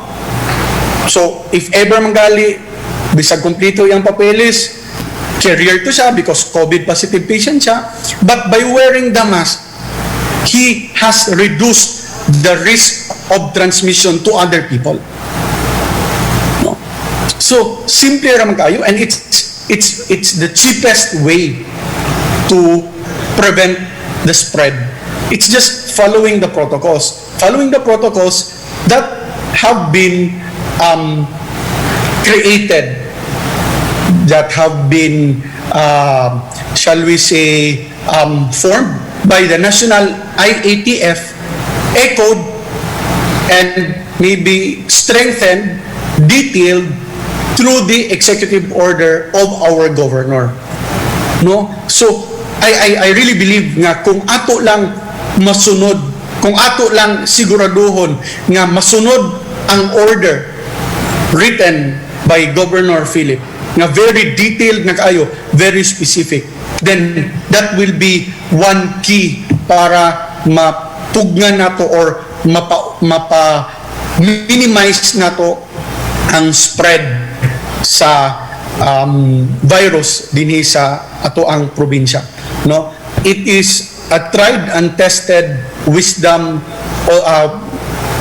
tried and tested tactic already in Osamis. No, again considering our vulnerability, I wish and I hope nga sa other towns and municipalities atong mapangusgan ang pag-enforce niini sa mga protocols set by the IITF and set by the executive order of the governor. Again, di na ta kinahanglan pa magtagsatagsa og pagawas og executive order. The executive order of Governor Philip is sufficient. What is not sufficient is our enforcement. And that is our greatest challenge. Nga atong mapasunod ang katauhan, atong mapasabot ang katauhan. Of course, also, part na dira ang pagbakuna. Pero, while we are, of course, encouraging vaccination, kay nakita man nato sa presentation sa Mars Medical Center ni Dr. Sansiangco nga the rate of death sa mga namatay is very, very high. Around 99% ang unvaccinated. No? But yet, we know nga being vaccinated does not mean that you will not catch the virus. So, mumampod guni ang problema. Some vaccinated people, magsalig na. No? Mayon sila, vaccinated na bitaw may. Kung maigo may, dili na kayo yung nakagrabe. No? That's the problem. That's one of the problems. So, mauna, nga vaccinated or not, we have to continue enforcing the minimum health protocols. I hope nga dili ta mo give up, dili ta mo ingon nga ang mga tao gahi kay ulo, lisod kayo pasundon, lisod kayo pasabton. It is our obligation and it is part of our responsibility being elected as executives of our sa atong tagsa-tagsa ka mga lugar. So I also pray and appeal for the support of all stakeholders concerned, of all people, of all residents of Osamis, of Misamis Occidental, nga atong sundon, atong tumanon ang orders nga gibutang sa EO of our provincial governor, Governor Philip Tan. And with regards to the problems presented by Mars, I will wait, no? I've read one of the actions taken by the Mars Medical Center team is kaning nag-appeal sa LGU. So, after that presentation, while I am participating online sa ato ang forum, I'm also checking our budget book. So, we'll see. Siguro after this, kung naay mga pledges from the local chief executives for additional funding in support sa Mars, no? After siguro, I will also present kung pila ang additional ma-pledge sa City of Osamis. Kay kami, Dr. Sansiangco, Dr. Bingo, and Sir Rocky know how supportive we are of Mars Medical Center, how we love Mars Medical Center. And kami po sa Osamis, no, kining ato ang free hospitalization program, aside from ningsaka ang cost because of COVID patients, even katong mga non-COVID patients, nag-increase po ang cost tungod kay gi-require na karon ang PPE, wearing of PPEs, even if non-COVID patients. No, so muna nga, as of now, we are spending approximately 3.5 to 4 million a month payments sa private hospitals. walay labot ang Mars ana. So siguro after nga mo istorya ang mga mayors, no, after pledging of support, I'll see kung pila ang madungag nga support sa City of Osamis. So once again, I am appealing to my fellow local chief executives, the mayors, no, this is our challenge. This is our responsibility. The governor has been doing his part already. Deputy Speaker Henry and Congressman T, they've also been working in assisting us and in helping us. But the enforcement part, this is our job. No, kitang mga mayores, kita ang responsable para magpatuman. No, we are the executive branch. The congressmen are in the legislative, no? So kita ang mo implement, mo enforce kung unsay mga balaod nga ilang gipagawas for the protection of the people of Osamis, the 2nd District, and of course the people of Misamis Occidental. So Thank you very much. again, daghang salamat Deputy Speaker Henry Ominal for calling this forum, and to all participants, daghang salamat, and I will continue to participate, no, if adunay mga gusto pa nga if I need to answer some concerns or unsa. So thank you, and good morning kanatong tanan again. Thank you very much, Mayor Ando, for especially so for your unannounced amount of the support of the City of Osamis for Mars. And Colonel Sugilon, our provincial director, is here. Is there a need for the chief of police in the municipalities and cities for the chief executive to order the enforcement of an executive order duly issued by the competent authority, which is the governor? Before Colonel Sugilon will make probably a response to that concern, first we would like to listen from the chief executive of the provincial capital of the province, the city mayor of Oroquita City, Mayor Lemuel Acosta. Thank you very much, Deputy Speaker. Ako pong pagrespeto sa atong Deputy Speaker, of course, to the provincial officials headed by Governor Philip Tan, ang Congressman nato sa 1st District, Congressman T, ako ang mga fellow local chief executives, ang ato ang kapulisan, mga medical practitioners nato from Mars, maayong buntag sa tanan. Oroqueta, as of the moment, as of yesterday, we have 186 active cases and 68 deaths. I do believe ang Oroqueta has the most number of active cases at the moment. Then, nakita na ko, in the past 18 months of the pandemic, our experience is, from time to time, nag-research. This is the 3rd cycle nga naagian nato. First was December to February. Then we have early March to May. In fact, it continued until the 1st week of July. Then again increased on the 2nd week of August until today.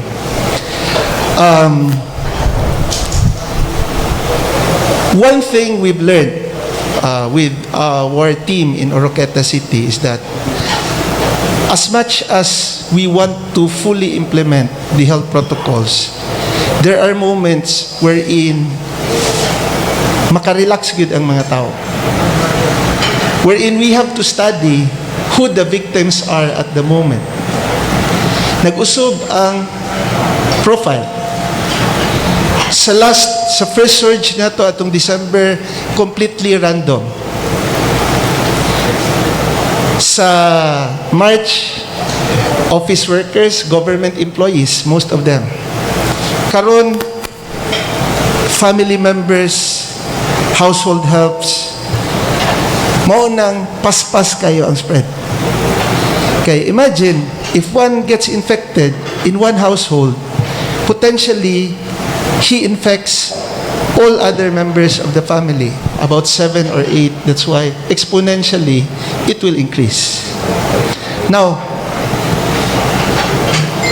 mo niya kung siging ginaingon sa Oroqueta nga kahibalo naman taon sa mga health protocols.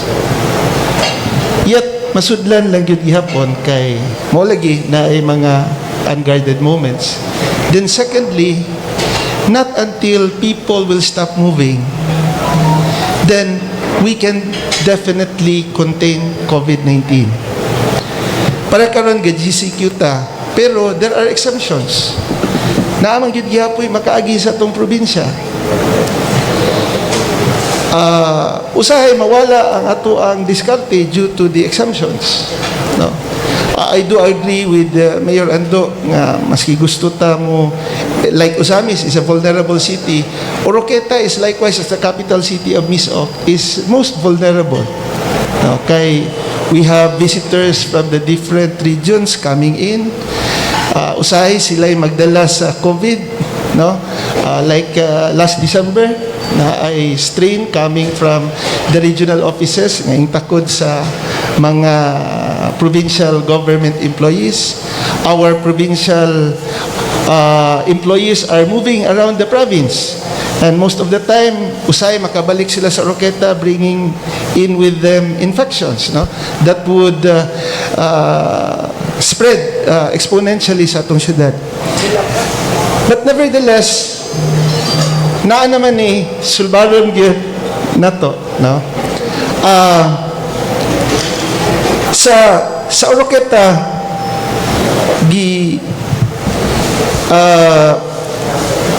ang mga asymptomatic, ang strategy naragyod sa balay. I-home cure ragyod na mo, taman mahimo, dili na ipaabot sa hospital. Ang atong gibuhat karon is basically to help sa our frontliners nga ma-decongest ang ato ang mga health facilities.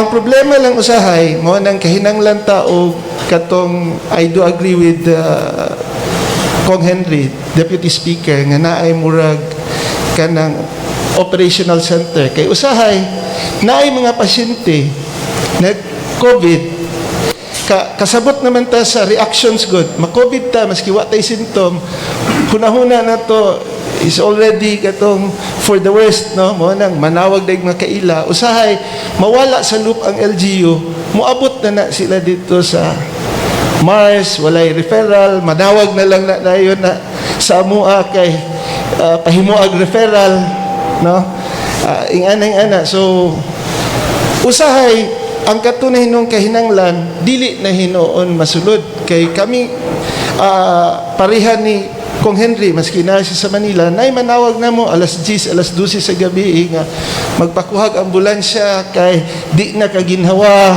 etc. walay mo dawat nga hospital etc. asa sila mabuta. So these are the frustrations, no, pero ang surge has also ingnon natog kanang ingnon natog mga we can also learn from the surge na we have to think strategically rather than always kanang making GCQs and lockdowns as our options. There are other tools para maka-go aggressive ta and strategically we can contain COVID in Misauk. In the presentation that we had with the governor and the local chief executives last Tuesday, if I remembered it right, only 10% of the total population of the province are either fully vaccinated or partially vaccinated. I think we will have to focus on this one. Sa Oroqueta, taga-adlaw nami gabakuna. Way undang matag simana. Ang capacity supposedly namo is 750 to 1,000 a day. Pero sad to say, ang magpabakuna na dyan 200, 180. Ubos kayo. Na ako karon sa Oroqueta 16,000 doses nga inventory. Pwede i-vaccine ako, no? Mo nang Ang amo strategic adto mi sa vaccination mo invest para mahunong na gyud ning vicious cycle. Kay gatuo ko ma-resolve ni nato in a few months time mo kalma na pod naa na po'y muigo kay mo relax man gyud ang ato ang policies kay ang mga tao muhangyo man gyud og relaxation or easing of ingno natog restrictions if and when walay kaso. Mahinumdum rata sa COVID kung na-surge. Pero kung walay surge, moingon tag, it's okay. Maka-travel tanan, etc. etc. Mo nang sa Oroqueta, kung ga-advocate ko, karon na ko yung memorandum. Ako nang gispell out kagahapon nga di na makapangayog financial assistance kung may vaccination card. Dili na ka-apply sa government scholarship program kung wala na yung vaccination card. Dili siya maka-apply og job order kung wala siya yung vaccination card both sa barangay o sa city government. Why? Because ang vaccination is the national and local government units program. And I do believe this is the only way wherein we can beat COVID. Ang isolation wards na to will only be, can only do so much. Pero in fact, we are now overstressed by the situation. Gahire me og doctors and nurses, nobody has applied. I've seen former Mayor Jason's post, nag-invite po siya og nurses sa provincial hospital. The fact nga nag-advertise si Mayor Jason, I think nagproblema po siya aplikante. So, mo nang gikahinanglan gyud og strategic effort ani, focus on vaccination and enforcement sa atong health protocols. Pero na-feel pod nako, Deputy Speaker, nga ang mga tao na abta na po kapulan ba, incorporate sila for a long time, and yet naabot lang yun gihapon ingani nga ga-surge man gihapon, nawad-an na sila pagsalig sa atuang mga gipang storya. Kay there was a time uta atong July or May, June, July nga daghan kayong ganahan magpabakuna. Muuyon ko sa giingon ni Mayor Samson, giblakan po sa Department of Health. No, so ingkanaog na dayon ang peak, naabta na karon sa mga issues sa vaccination nga nay namatay, etc. etc. Napildi na dayon ta sa propaganda, naglisod na dayon ta. So ang challenges per local government unit kalain-lain, no? Mudiskarte na lang yun ang mga mayores, although there is a general direction.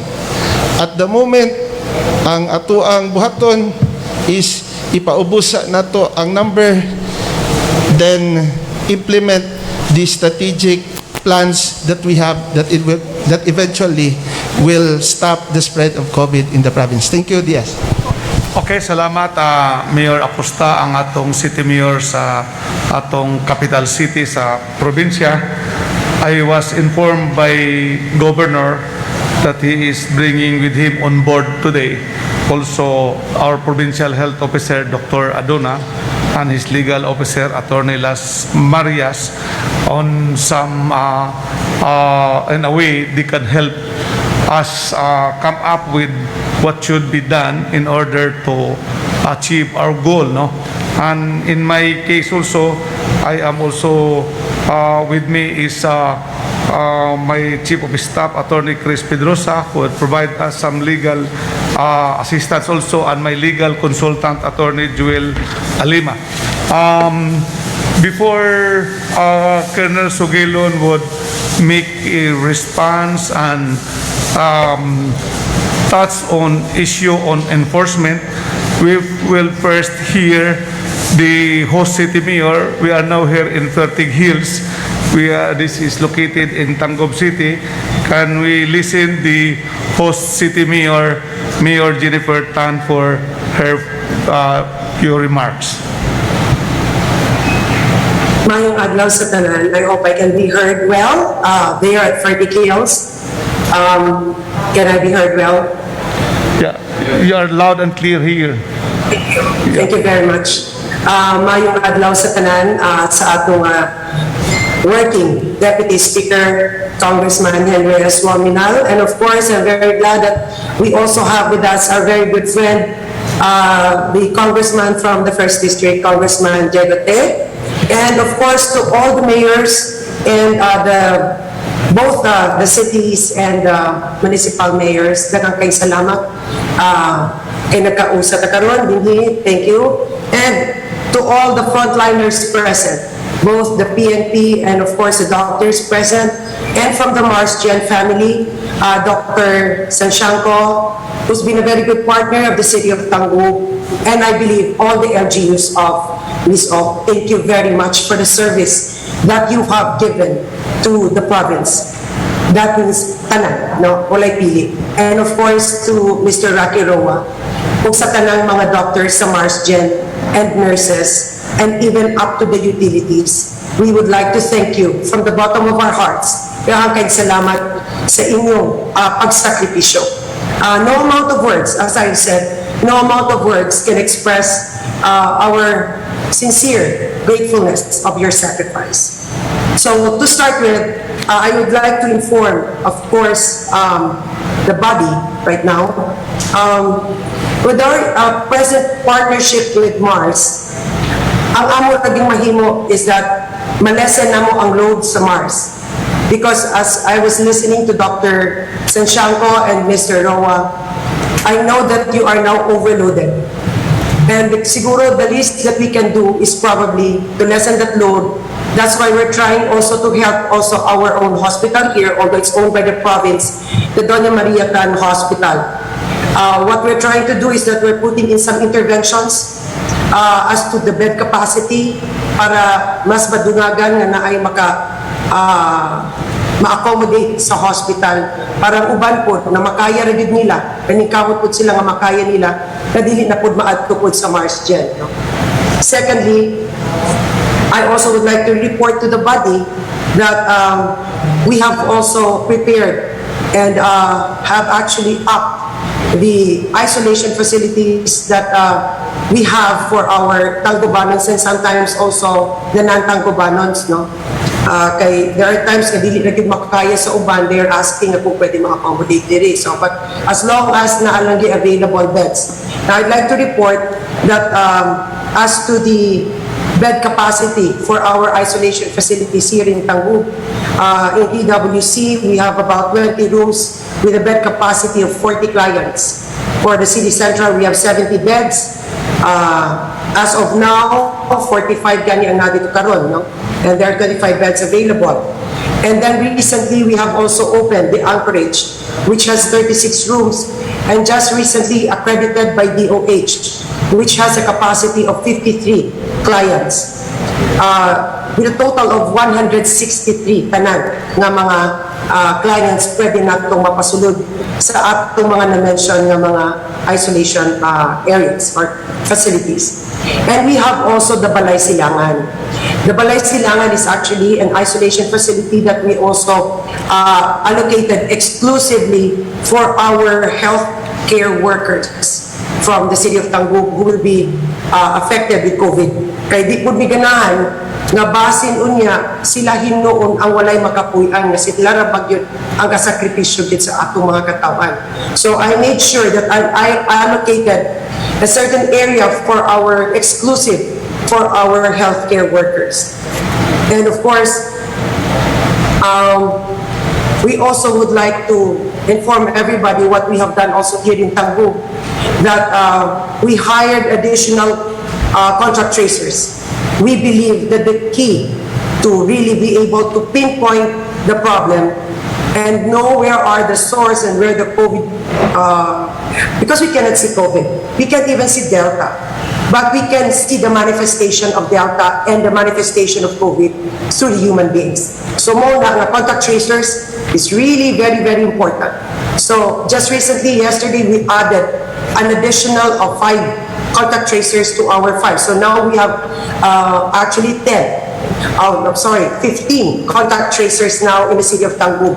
So what lang po dahil nagsalig lang sa DILG kay murag nag-uul ko nga kung magulat ko sa kung sa ihatag sa DILG, base niya kung mabiyaan ang dapat namong makita nga problema kay at the onset ang COVID yun dili man jud na madiretso og ka-serious ug ma-arrest gid siya right from the very beginning. On the first stage lang jud niya, pag ma-arrest lang na, then it will not spread, it will not go to that severe stage. So that's why we strengthened our contact tracing. Then we have also intensified our information dissemination to our people. Ang kontra nato karon is actually misinformation and disinformation. Problema lang karon kay ang misinformation and disinformation is just like COVID. It's just like Delta. It's spreading wild and rapid.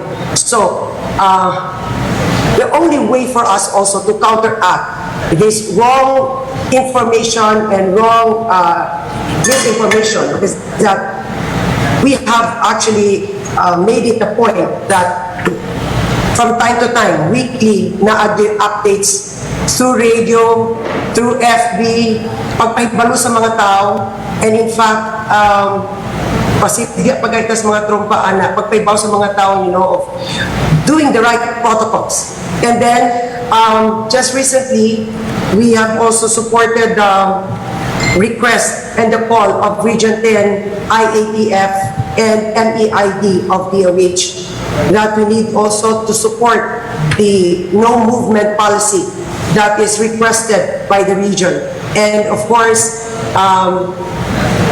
we have implemented it with an EO. Kabalo ko pinangga ni Mayor Andrew si Gov. Pero kami sa pag-execute ko sa EO, Gov, pinangga agyapon takahamas kinapis siya kong EO. I also agree with you and with Mayor Andrew. But however, I just would like for legal process lang. So mo nga naggawa sa pupug EO, no. This EO is about the no movement Saturday. Sometimes people will have this misnomer of saying no movement. Kay abi nila, di na lang gid mi mulihok, di na lang gid mi manlakaw. Actually, when I inquired from DOH, it's actually minimal movement. Minimal movement, for example, sa imong household, minimal imong movement, ayaw naggawas sa imong gate, di na lang kasi imong balay. So, minimal movement, no? And then sa barangay, minimal movement, ayaw pagpagawas sa mga katawhan, gawas sa imong barangay. So, who will come in here? The CBOs must be there to help the barangay officials. And then sa city, who is now going to execute this one? Of course, our PNP, our K-Part will be there to help. Kaya dili ni madala sa pulis na, dili ni madala sa atong mga kanang barangay officials.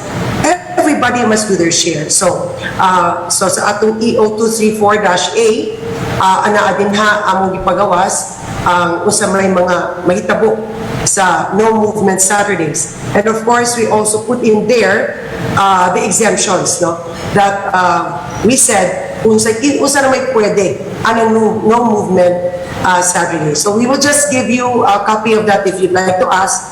So I don't like to belabor myself to explain what is included in the EO 234-A. Lastly, I would like to share this to everyone. We have always been clamoring for more infrastructure, for more medical interventions, and for more legal edicts to come out. But mind you, it's not all about that. It's really all about discipline sa mga katawhan.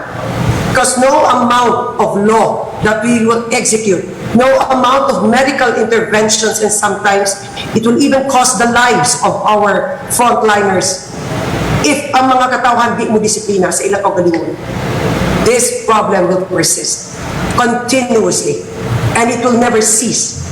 So, in the end, ang akong pagpasabot lang sa atong mga kauban kong mga mayors, mga public servants, we are doing our share. But sometimes we need also to ask, what's the share of other people? Because it takes two to tango. It takes two to tango. And then, sa information dissemination po nato, di nato nilungan ha, permanente yung tao magpahibalo sa mga tao. This is a very good forum. And this is also one way of sharing to the people what we can do. Not just for what the government can do for us, but what we can do also for the government. So lastly, ako isulti, saktong impormasyon, ana akitay saktong solusyon. Saktong impormasyon, makakuha ka tag saktong solusyon. Daghang salamat ug maayong adlaw kaninyong tanan. Thank you very much, Mayor Tan. While it's 12 o'clock, but we can still continue because I cannot see anybody who is complaining gigutom na, although food is ready. Karon sa atong mga katawhan, after hearing the hospital management, Dr. Santiago, with stickers on the curative aspect of COVID, now we heard our local government leaders, our governor, the president of the Mayor's League, the 3 city mayors, and later we will hear also from the board members and the municipal mayors. They are the one handling the preventive, no? So as we move forward, siguro Gob, there's one concern of the hospital of this one hospital command, no, which the province should look into, how we could look into, and probably discuss the importance of this, no, kay this will solve sa atong mga katawhan nga di sila maglibog ug asas lang hospitala maadto niya, maadto sila ng hospitala at to private hospital, isag na apay room pero iwas pusoy sad inon og wala balhin na po. So ang pasyente taon na tulak-tulak, no, until manawag ni mayor, manawag ni congressman kung nabay bakante sa atong government hospital. But before with that, no, concern lang ko ang atong provincial director sa Philippine National Police, concern ko sa giraise sa atong mga local chief executives. Now, I have heard the executive order of the governor 105 and 105A, nabasa na ko sad ni, og the mayor of Osamis has made a good observation that it has enough in order to more or less for the people to follow in order to stop the spread. So parang ang issue here is the strict enforcement. Okay, like for instance, one of the provision here is that those incoming passengers, no, or incoming persons, paingon dire sa atong probinsya, kung gikan ka sa Manila and the regions mentioned herein, gi-require ang RT-PCR. And then kay Osamis Airport naman ang nag-require. So dito sa Manila, ang airlines pag bound for Osamis City, which is the airport of Misamis Occidental, dili na pasak yun kung walay RT-PCR in compliance of this executive order. But ang pasahero kay gusto man muli atos las Dipolog or atos las Pagadian or atos las sa Cagayan de Oro, wa man mag-require og RT-PCR, so pasak yun sila sa aeroplano. So kung positive siya, nakasakay siya, wa may requirement. Pag-abot sa Dipolog, maagi dire sa ato ang border. So ang pangutana, nganong makalusot man kining maong pasayruha dire sa ato ang probinsya nga wala man siya RT-PCR negative result as mandated in this executive order. Nauna og surge na to ang Manila, no? Last August 6 nagsugod to og some sort of back to ECQ ang Manila. At that time wala pa mag-surge ang Misamis Occidental. So posible nga ang source sa atong pag-spike mo tong mga tao whether residents or visitors coming from Manila or coming from the other neighboring provinces like Cagayan de Oro is also ensured, no? Taas una sila, no? So ngano mang makasulod man diri sa atong probinsya despite of this executive order, no? In addition to what was raised by the chief executives, by the mayor of Osamis on the strong enforcement of the protocols, which is a national guidelines and also implemented by this executive order, which is our provincial guidelines. Colonel Sugirlon, ang atong dynamic provincial director sa Philippine National Police, you have now the floor to shed light of what is the stage of our law enforcement here there sa ato ang probinsya.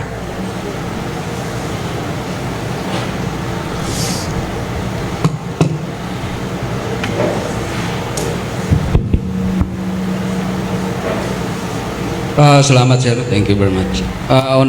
Una sa tanan, may buntag sa mga attendees nato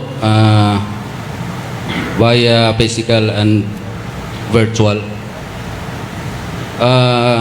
Before I respond sir, may I be allowed for manifestation and a couple of concern after my response. Sure, Colonel. You have the floor. You can say what you want to say. We are very willing to hear. Sir, kung matatanda natin, totoo yung sinabi ni Mayor Acosta and ni Mayor Waminal, the Misamis Occidental was previously identified as or categorized as the MGCQ. So, admitted na medyo may laxity na nangyari doon in the boundaries the province. And now, because of that alarm, our provincial governor issued an executive order 105 and 105-A to strictly implement the limitations and controls of the whole province, the movement of the people, the entry and the exit of the people.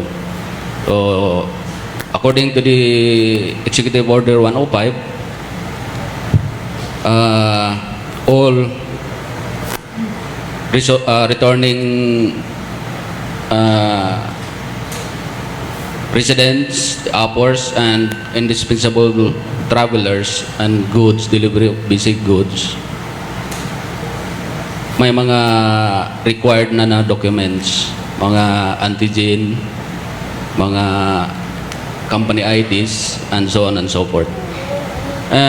On my manifestation, I am speaking in behalf of the whole force of the Misamis Occidental Police Provincial Office that we will be strictly implementing all the executive orders, the provincial, the municipal ordinances, kung meron man lahat, with regard to the control of the spread of the virus.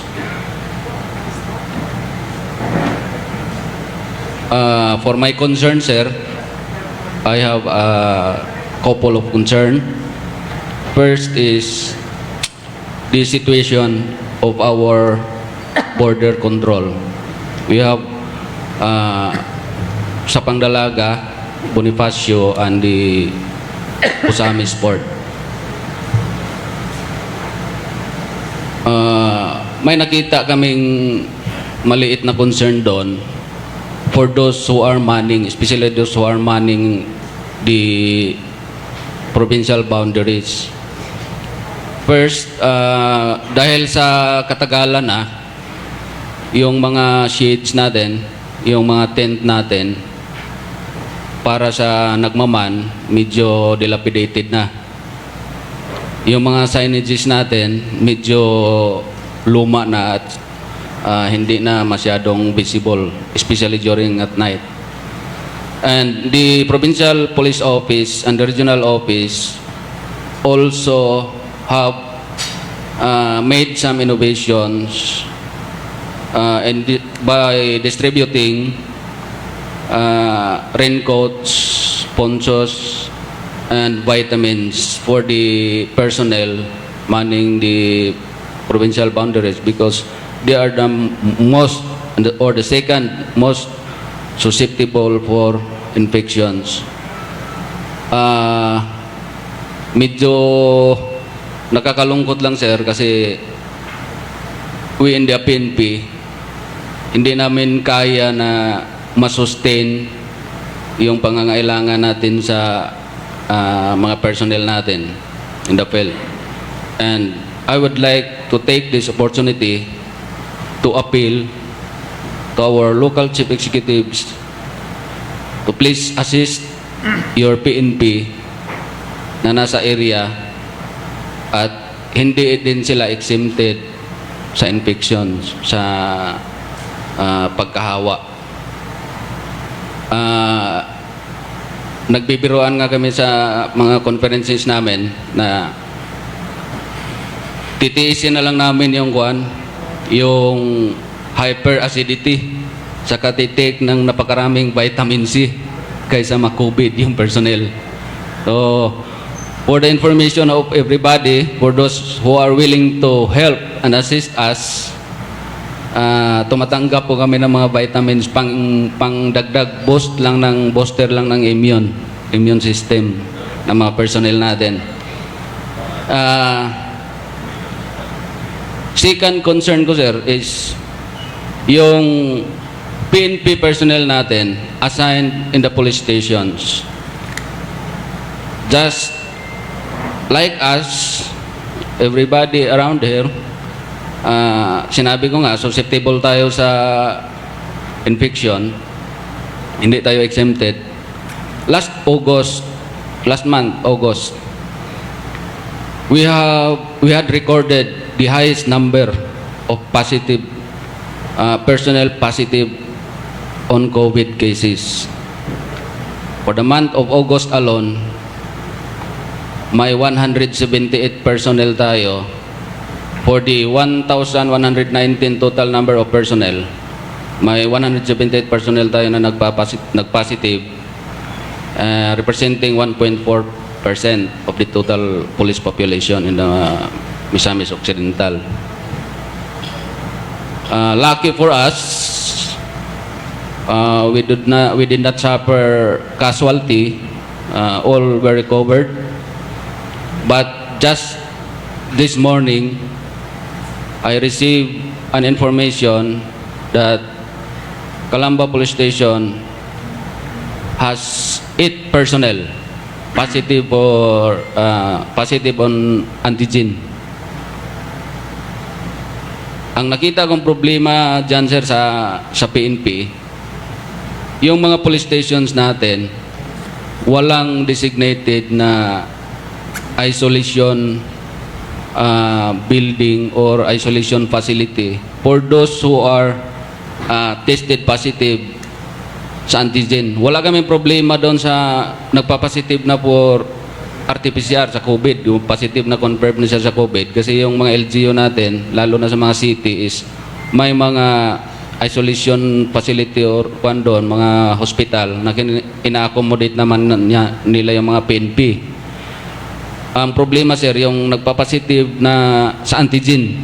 Kasi hindi katulad sa ordinaryong citizen na kung sa isang household may 10 members sila doon, isa yung nagpa-positive na COVID, tapos nagpositive yung iba sa antigen, ikukordon lang natin yon sa bahay nila sa loob. Hindi na natin palabasin, pwede natin i-contain doon.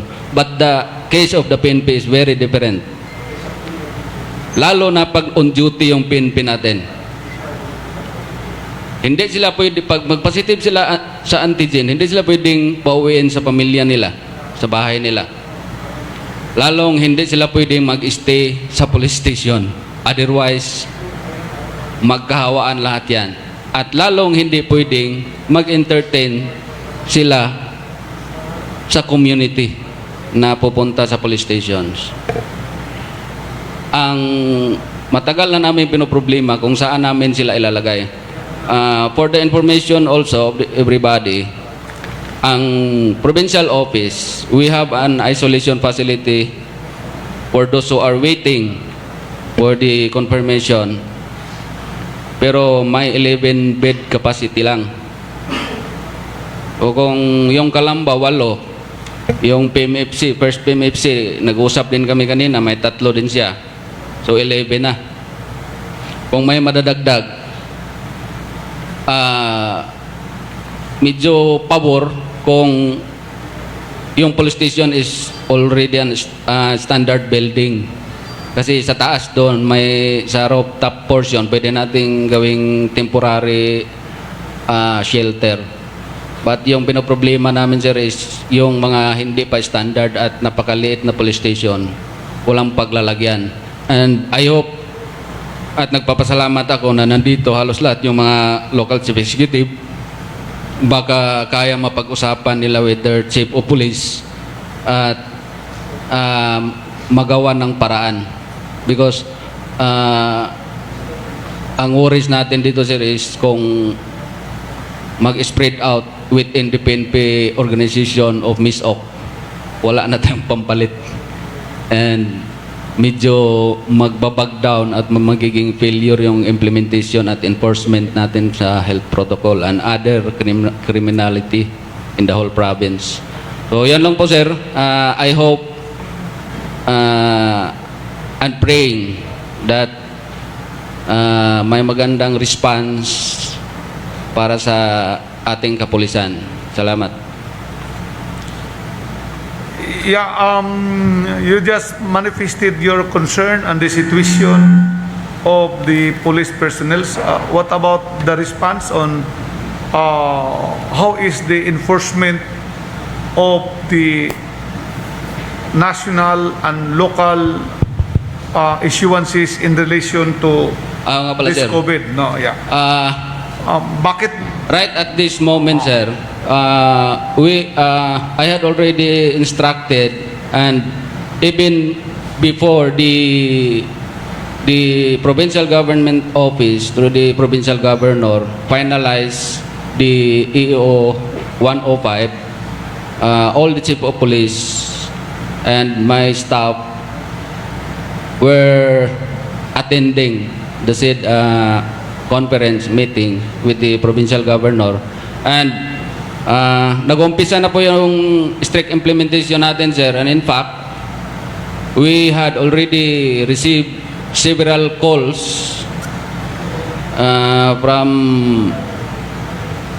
private individuals, government officials asking for the implementation, because we even had received feedback na masyado daw tayong stricto lalo na sa mga boundaries, and wala naman kaming pwedeng pag-awayan kasi isa lang naman ang sagot namin. We are just following and implementing what was being told us to enforce. Yan ang, sir. Yes, before responding that enforcement situation that you have done, yung first concern mo, no, mayors, board members, vice governor, gov, parang tayo ata ang nagmakulang ngayon sa pulis, no? Una, siguro he's referring to the borders. Yung tent natin, dilapidated na daw, yung signage not visible at night. No? And I think kaya ito, kasi this is established by the province, kaya natin tong masagot, Gob, no? Yung vitamins ninyo, sige, ako nang bahala sa vitamins ninyo. After this, kung ilang kailangan, we will provide you the vitamins. No? Now, yung isolation center or quarantine center for PNP personnel waiting confirmatory tests, no? I think that is an issue na which has to be addressed by the concerned local executive and the concerned chief of police. Sana the relationship of the city chief of police of Samis and the mayor, as mentioned by the mayor, would be that kuan also yun na napunta ka guwapo and commendable, no, in the other cities and municipalities, no. So para ang support nga ilang gikinahanglan, dili na unta nila pangayoon kun dili ato nang makita og atong matagaan. Tama tong concern ni Colonel Sugilon kung ang iyang personnels mahurot, no, dayon di po takakuha og reinforcement or augmentation from the other provinces or from the region that much kay I think similar situation sa ang hitabo sa abang probinsya. So this is a matter that has to be addressed, no, sa ato. And going back lang, Colonel, no, dili lang ang borders ang I think mo'y kinahanglan og strict enforcement, but also the observance of the protocols. Nga ako lang, Colonel, tinuod to akong istorya. I just don't want to name names, but I know of more than 20 positive patients nakasulod diha sa borders na to. Sa Pangdalaga, Osamis, coming from Cagayan de Oro, no? And then also sa Bonifacio, no? Kay gani sa resulta, asam ni gikan atong source, di ba? Minus na betag positive. Atong human ko nakagawa sa hospital pag June, slide na to. Ngano ni balik man. So, muna ang mga tawhanan na nulod dire, which is supposed to be regulated under the executive order. So, nagi problema ang law enforcement. No? And I believe our governor also is with us na siguro there must be, I would see, a close coordination with the civilian provincial employees assigned in the borders kung asa na nga borders, no, with the police officers concerned. Now, you can comment, Colonel, no, if you want to comment more on that. Pero nabatay statistics, no, just like the statistics presented by Mars on their admissions categorized with vaccinated and not vaccinated. Sa ato karon per municipalities and cities within the province, nabatay statistics of the number of arrests made by the police officers of violations of protocols and the existing issuances. No, do we have records in the PNP provincial office by municipality and city? Because if there is, I will give an incentive later on. Yes, sir. Yes, sir. Actually, sir, we have daily data on the apprehension and the implementation of minimum health protocol by police station. So I will let my operation officer to consolidate it by month, and we will be submitting to that to your office and to the office of the provincial governor, sir. Sige. I-require sila with these incentives, no, effective September 1 up to September 30 on a monthly basis, no, bisag September 16 na taka o 17 ta karon, pero i-consider na nato ang arrest gikan sa September 1. We will give prices to the police station nga who has the highest number of arrest per month. Yes, first, we will give an award. First, second, and third. First prize, 30,000 pesos. No? Second prize, 20,000 pesos. And third prize, 10,000 pesos. that is coming from me, no? And that might be increased if my counterpart from the other district will also give an additional amount for the pricing, no? But that is so far as coming from me, no? So you submit to us on the last day or September 30 or on the first day of the succeeding month. Immediately in that week after tabulating who is the winner, we will award it immediately to the concerned police station. Noted po, sir. Okay? And then, on the other hand, while we are giving prizes, we are supporting your police personnel to the concerns that you have raised. I believe we should also penalize police personnel who are sleeping on their duty. No? To be fair with the hardworking policemen, I would just like to share with you. Yesterday, I got the official information from your DPRM. Your DPRM is ano itong D? P is Personnel and Resource Management. Ano saning D? Directorate for Personnel and Resource Management. There was a report by a police official in the city of Osamis nga usa ka police mo'y ga escort, mo'y obstruction nga wala madakpi ang gasuroy-suroy in violation with the national issuances and the local issuances, not observing protocols, no, and even to the extent of escorting suspected armed civilian citizens or visitors in the area. That police was already relieved in the province and transferred to Zamboanga City.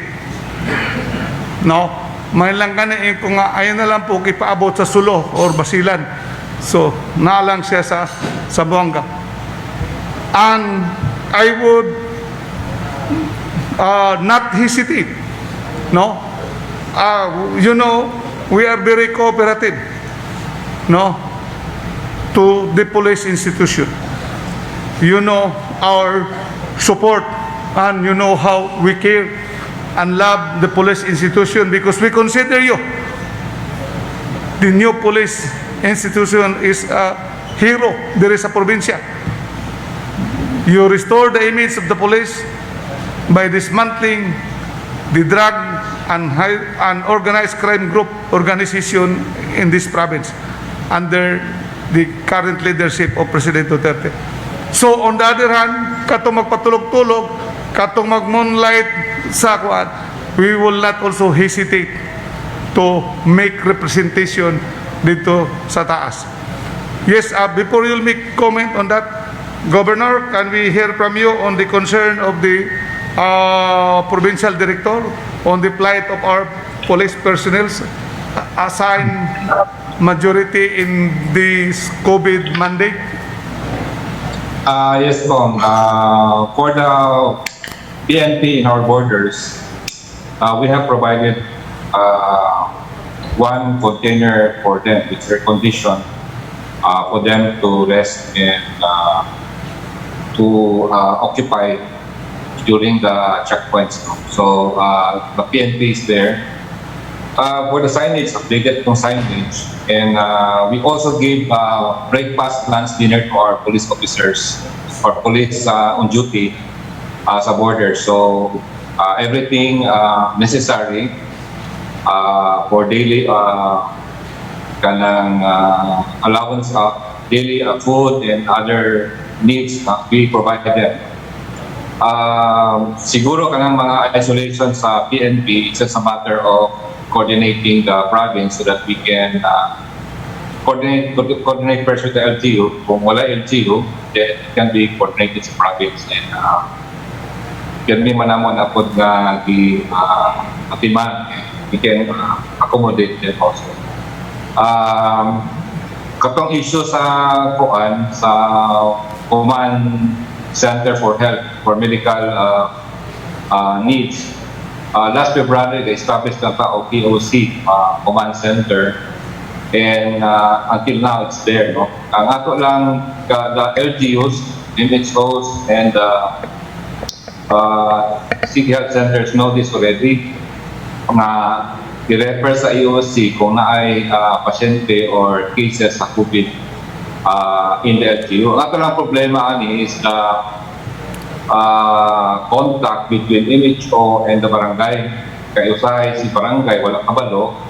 Mudrits na rin nag-ato sa mga hospitals like Marsden, when in fact, it should have been referred first to the health center in the locality para si health center manawag sa EOC, and then we will do the referral system. So the system is there. It's just a matter of informing everyone and monitoring from MHO to the barangays.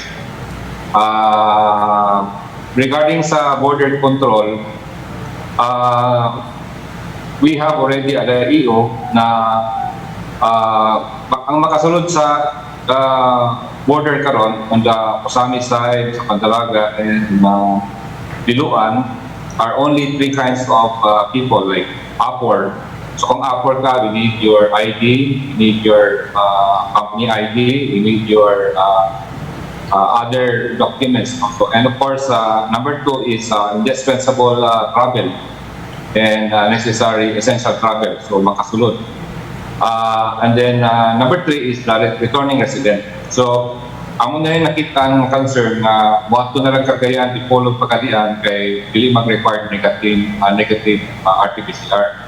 Pero karon sa border, if he cannot show that he is Apor or essential travel, returning resident yun, i-require na nato of negative RT-PCR result. Thank you po. Okay, thank you very much, Gob. No? Before si PD, si Colonel Sugulan would give some reactions or response to this specific issue on law enforcement. If the good congressman of the 1st District is still on board, do any comment or any reaction on this issue of law enforcement, the motivation that we are giving?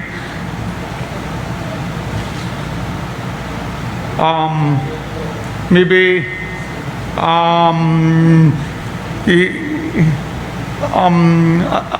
are you the one that is going to unmute him, or siya, secretary?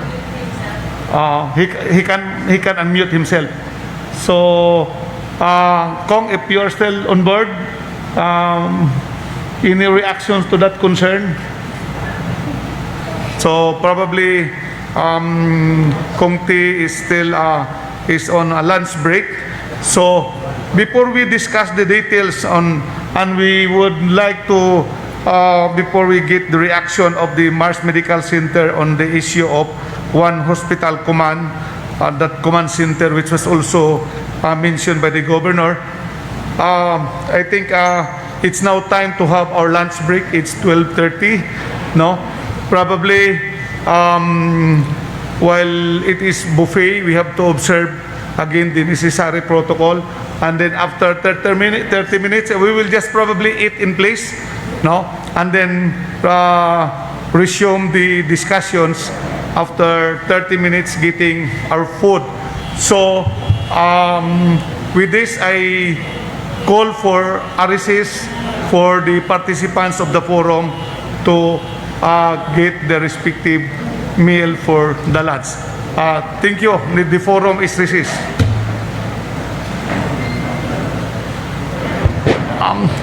The ladies can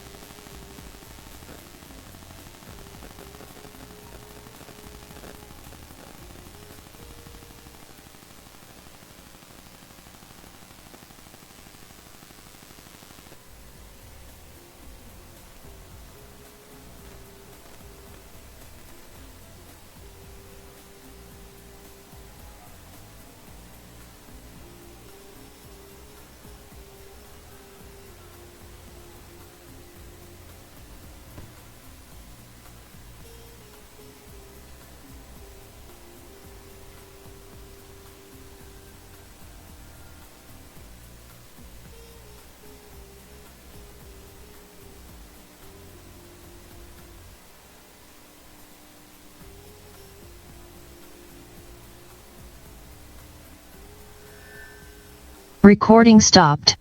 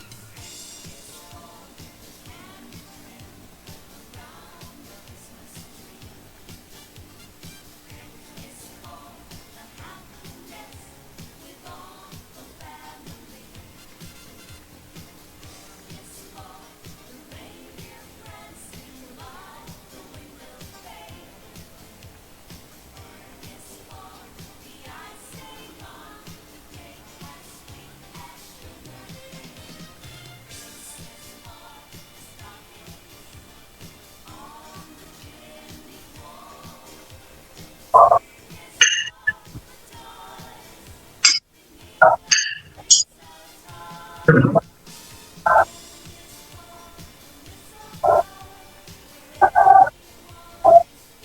thì quay về lại đó làm thì quan trọng là phải có này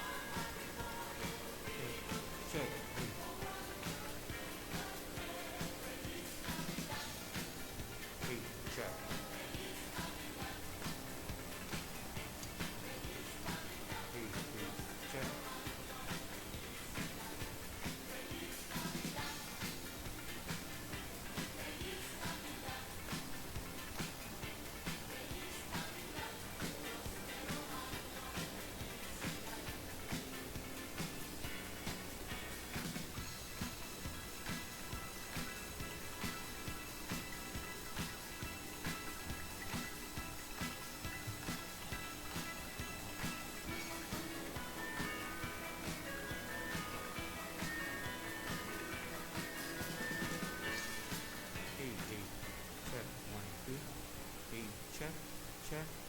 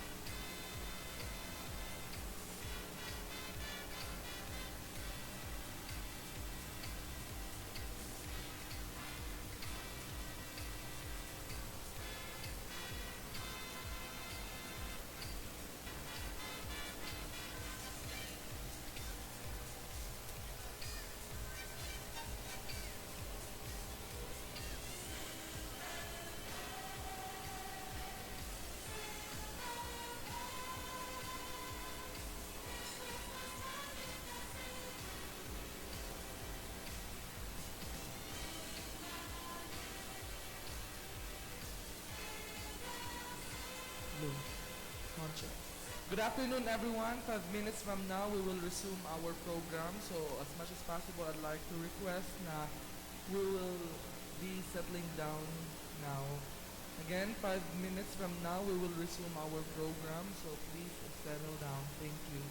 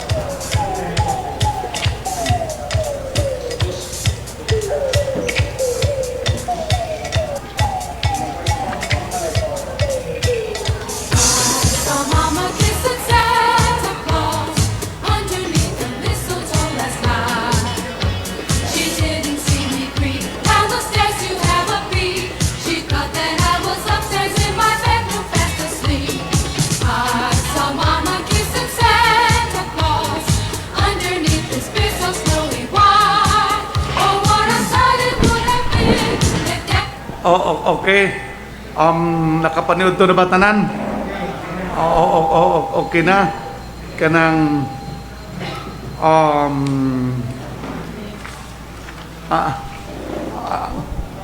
ang ato sang mga participants nga naa sa Zoom, I think they have already eaten their meals, their lunch.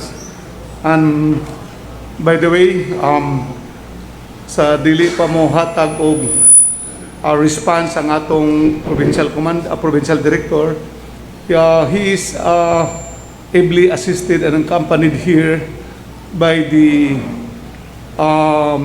corps commander of the police mobile PMFC, no?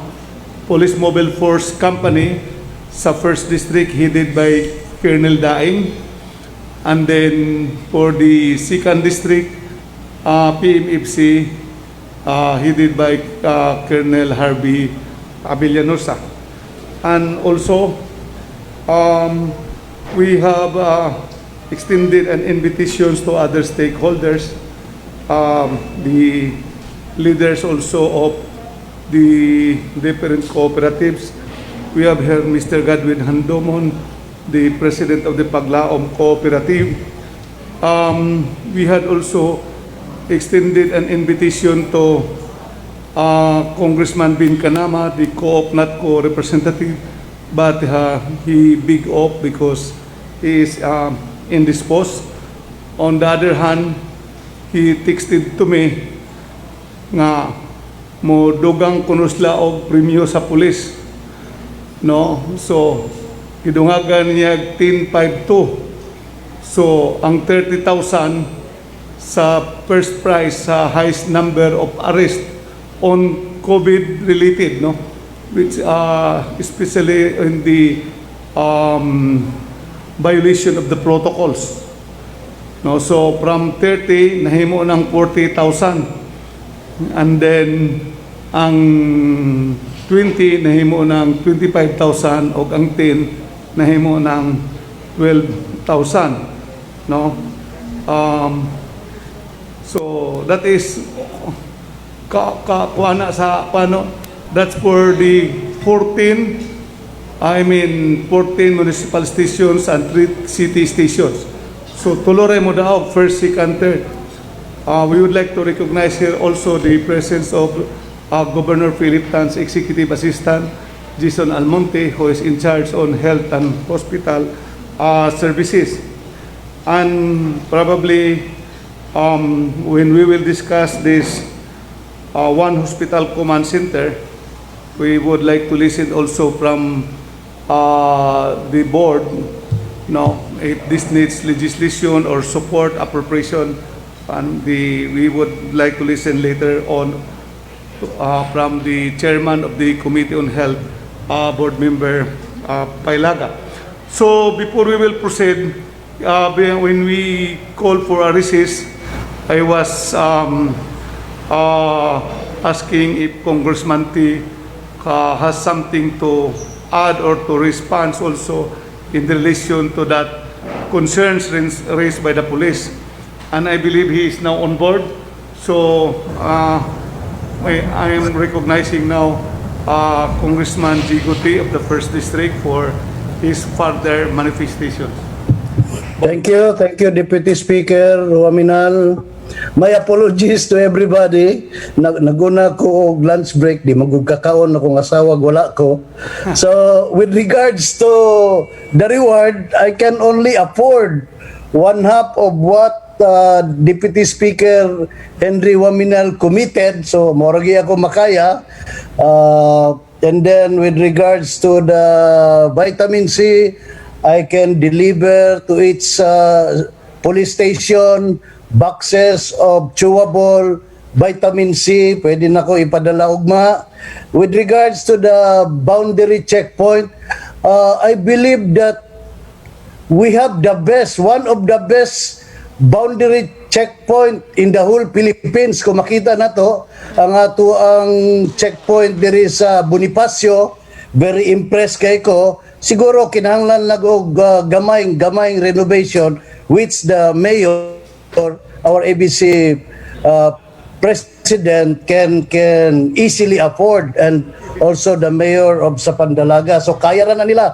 Ako very impressed kay ko labi na sa Bonifacio nga checkpoint, COVID-19 checkpoint. So with regards to the isolation area for PNP personnel, every municipalities had their own isolation facilities. So pwede naman siguro, apil lang po sila sa mga civilian, pwede naman siguro giipon sila. And ang ako lang may appeal to all the mayors nga kung pwede atong increasean, atong padaghanan ang beds sa atong mga isolation facilities, kung mahimo pod kanang komportable pod para sa atong mga pasyente, nga kung pwede na aircon, kung pwede lang, kung kaya sa budget, pwede mo natong gamiton ng atong 20% development fund. If you look into the latest memorandum circular from DILG, we are allowed to use our 20% development fund for any COVID-related programs and projects. So I just hope, Deputy Speaker Henry, that after this meeting we can come up with a unified referral system. Akong tanaw ang usa sa dili kay nato ma-implement, wa nato ma-iron out kanang asa padulong ang mga antigen patient kung while waiting for the RT-PCR asa sila standby. While after the positive for RT-PCR, kung asymptomatic sila, asa sila dapit? Ato ba hospital o ari ra ba sa LGU isolation area? Kung mild sila, asa sila padulong? Kung moderate sila, asa sila padulong? Dili na to ibutang sa Marsgen or sa MOPH katong mga mild and asymptomatic, or even sa Heben pwede na to moderate na. What we have to do now is to decongest the MOPH and the Mars MC hospital. So makatabang ini ang LGUs. So I just hope that we can come up with a unified plan on how to iron out our referral system. Ang atong emergency operations system center, I'd like to congratulate also Governor Philip Tan, ang emergency operation center na nagamit lagi na nato it's just that most of the time mo refuse ang mga hospitals, moingon din sila walay bakante, mato sa Marsgen puno na, naglinya ang mga ambulance dito. So I just hope nga matabangan ang mga LGUs kung asa nila i-refer ang mga nga dili na nila kayang tambalan sa ilang mga tagsa-tagsa ka mga hospital. So mora na akong appeal na we can come up with a unified referral system para sa ato mga pasyente. Daghang salamat, Deputy Speaker. Thank you. Thank you very much, Kong Jigo. You raised three responses. Before we talk on that unified referral system that has relationship with the one hospital command. First, insofar as the prices, may dako na atong prices, no? I originally offered 30-20-10. Then, gidungagan sa co-op nat ko Congressman kang Kungbin Kanama of 10-5-2. So, nahimo ng 40, 25 o 12. Nidugang si Congressman T, ingon siya katunga daw sa ako So 30-20-10, so nahimong 15-10 and 5. So all in all, ang atong total prices to the station, this will go to the station under the leadership of the Chief of Police for the station that has the highest number of arrests for violation of the protocols and COVID-related issuances is now, it should be validated, fully blattered, no? And I say this will be officially transmitted to the provincial director.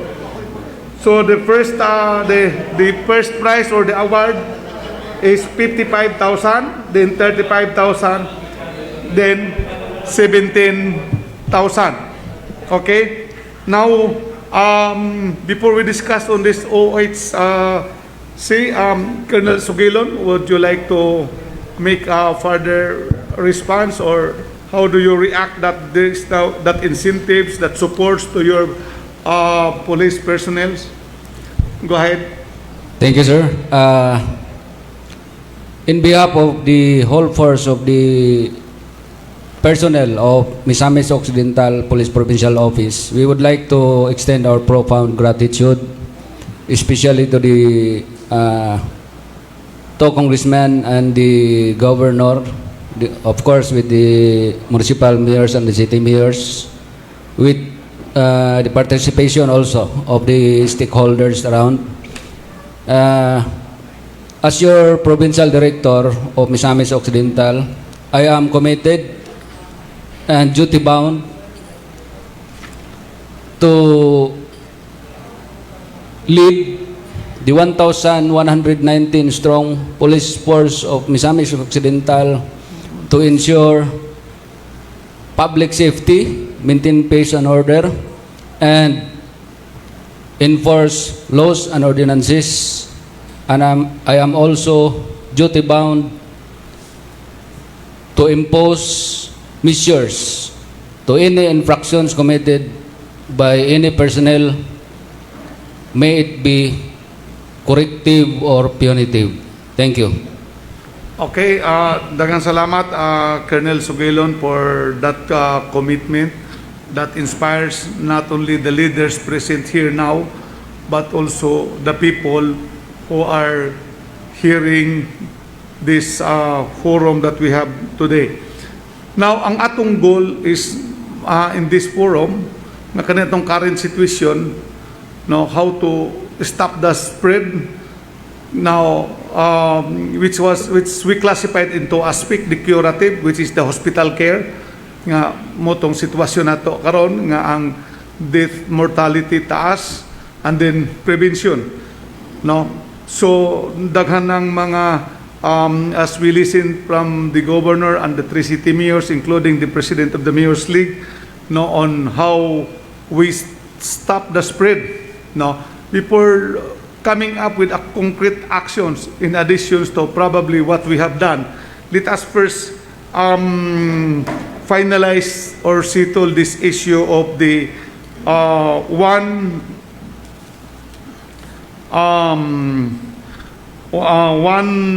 hospital command, no?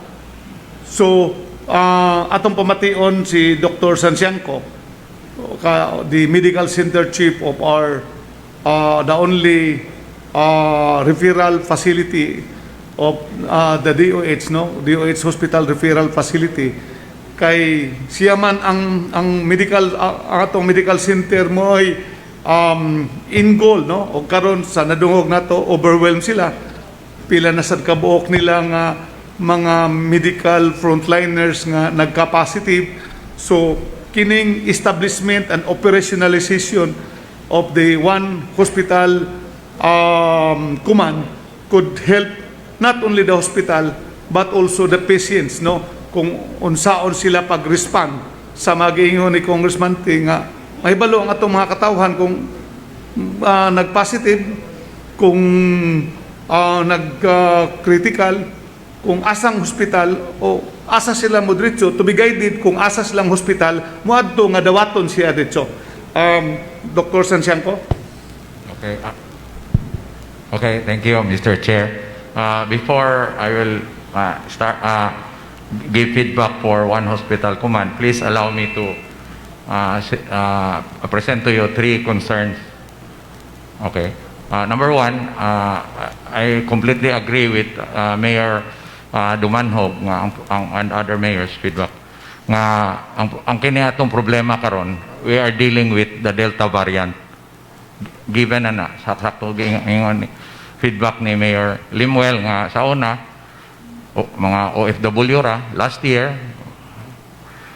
occasional, then kanang sa tayong sunod gani kuan kanang silingan-silingan karon by families na, and we are seeing that. So more likely than not, Delta variant na yun na. Okay? So the only solution is vaccination. And according to CDC sa United States is 2 V's, V. Vaccination and ventilation. Ang atong i-counter ani, it is like this forum, this hall, open air na, dili na gyud also ang enclosed air and well ventilated and social distancing, no, in any gathering. So I hope we will increase our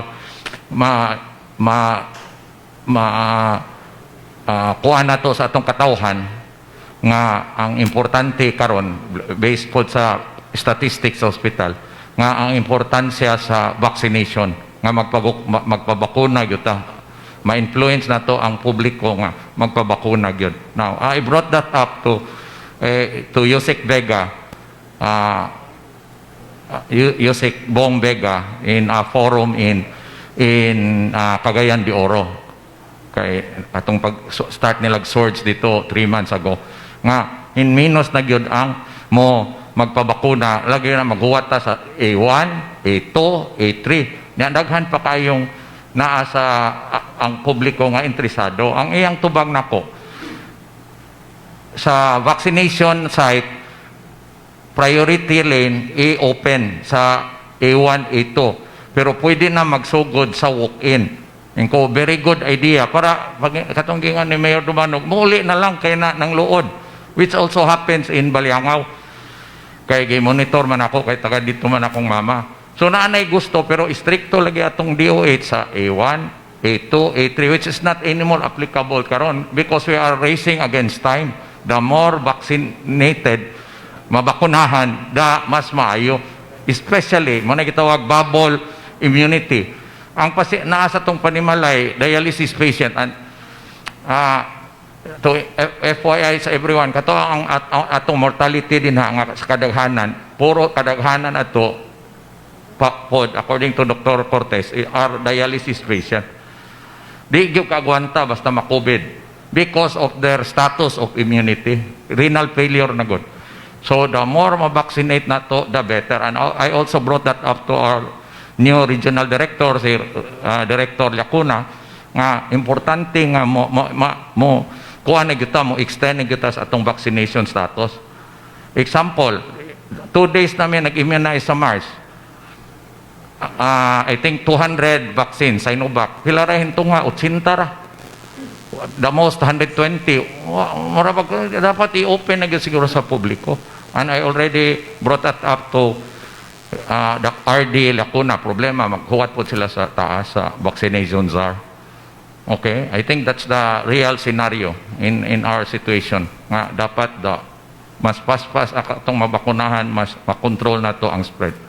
Another thing, number 2, especially with the PNP provincial director here, I hope and request nga, especially the delivery van of the oxygen will not be already wrote to Attorney Las Marias, the legal counsel of the province nga, ma-facilitated, especially coming from Mukas, kay sa Aurora moagi sa Mukas, ang Cagayan Iligan delivery moagi sa Mukas.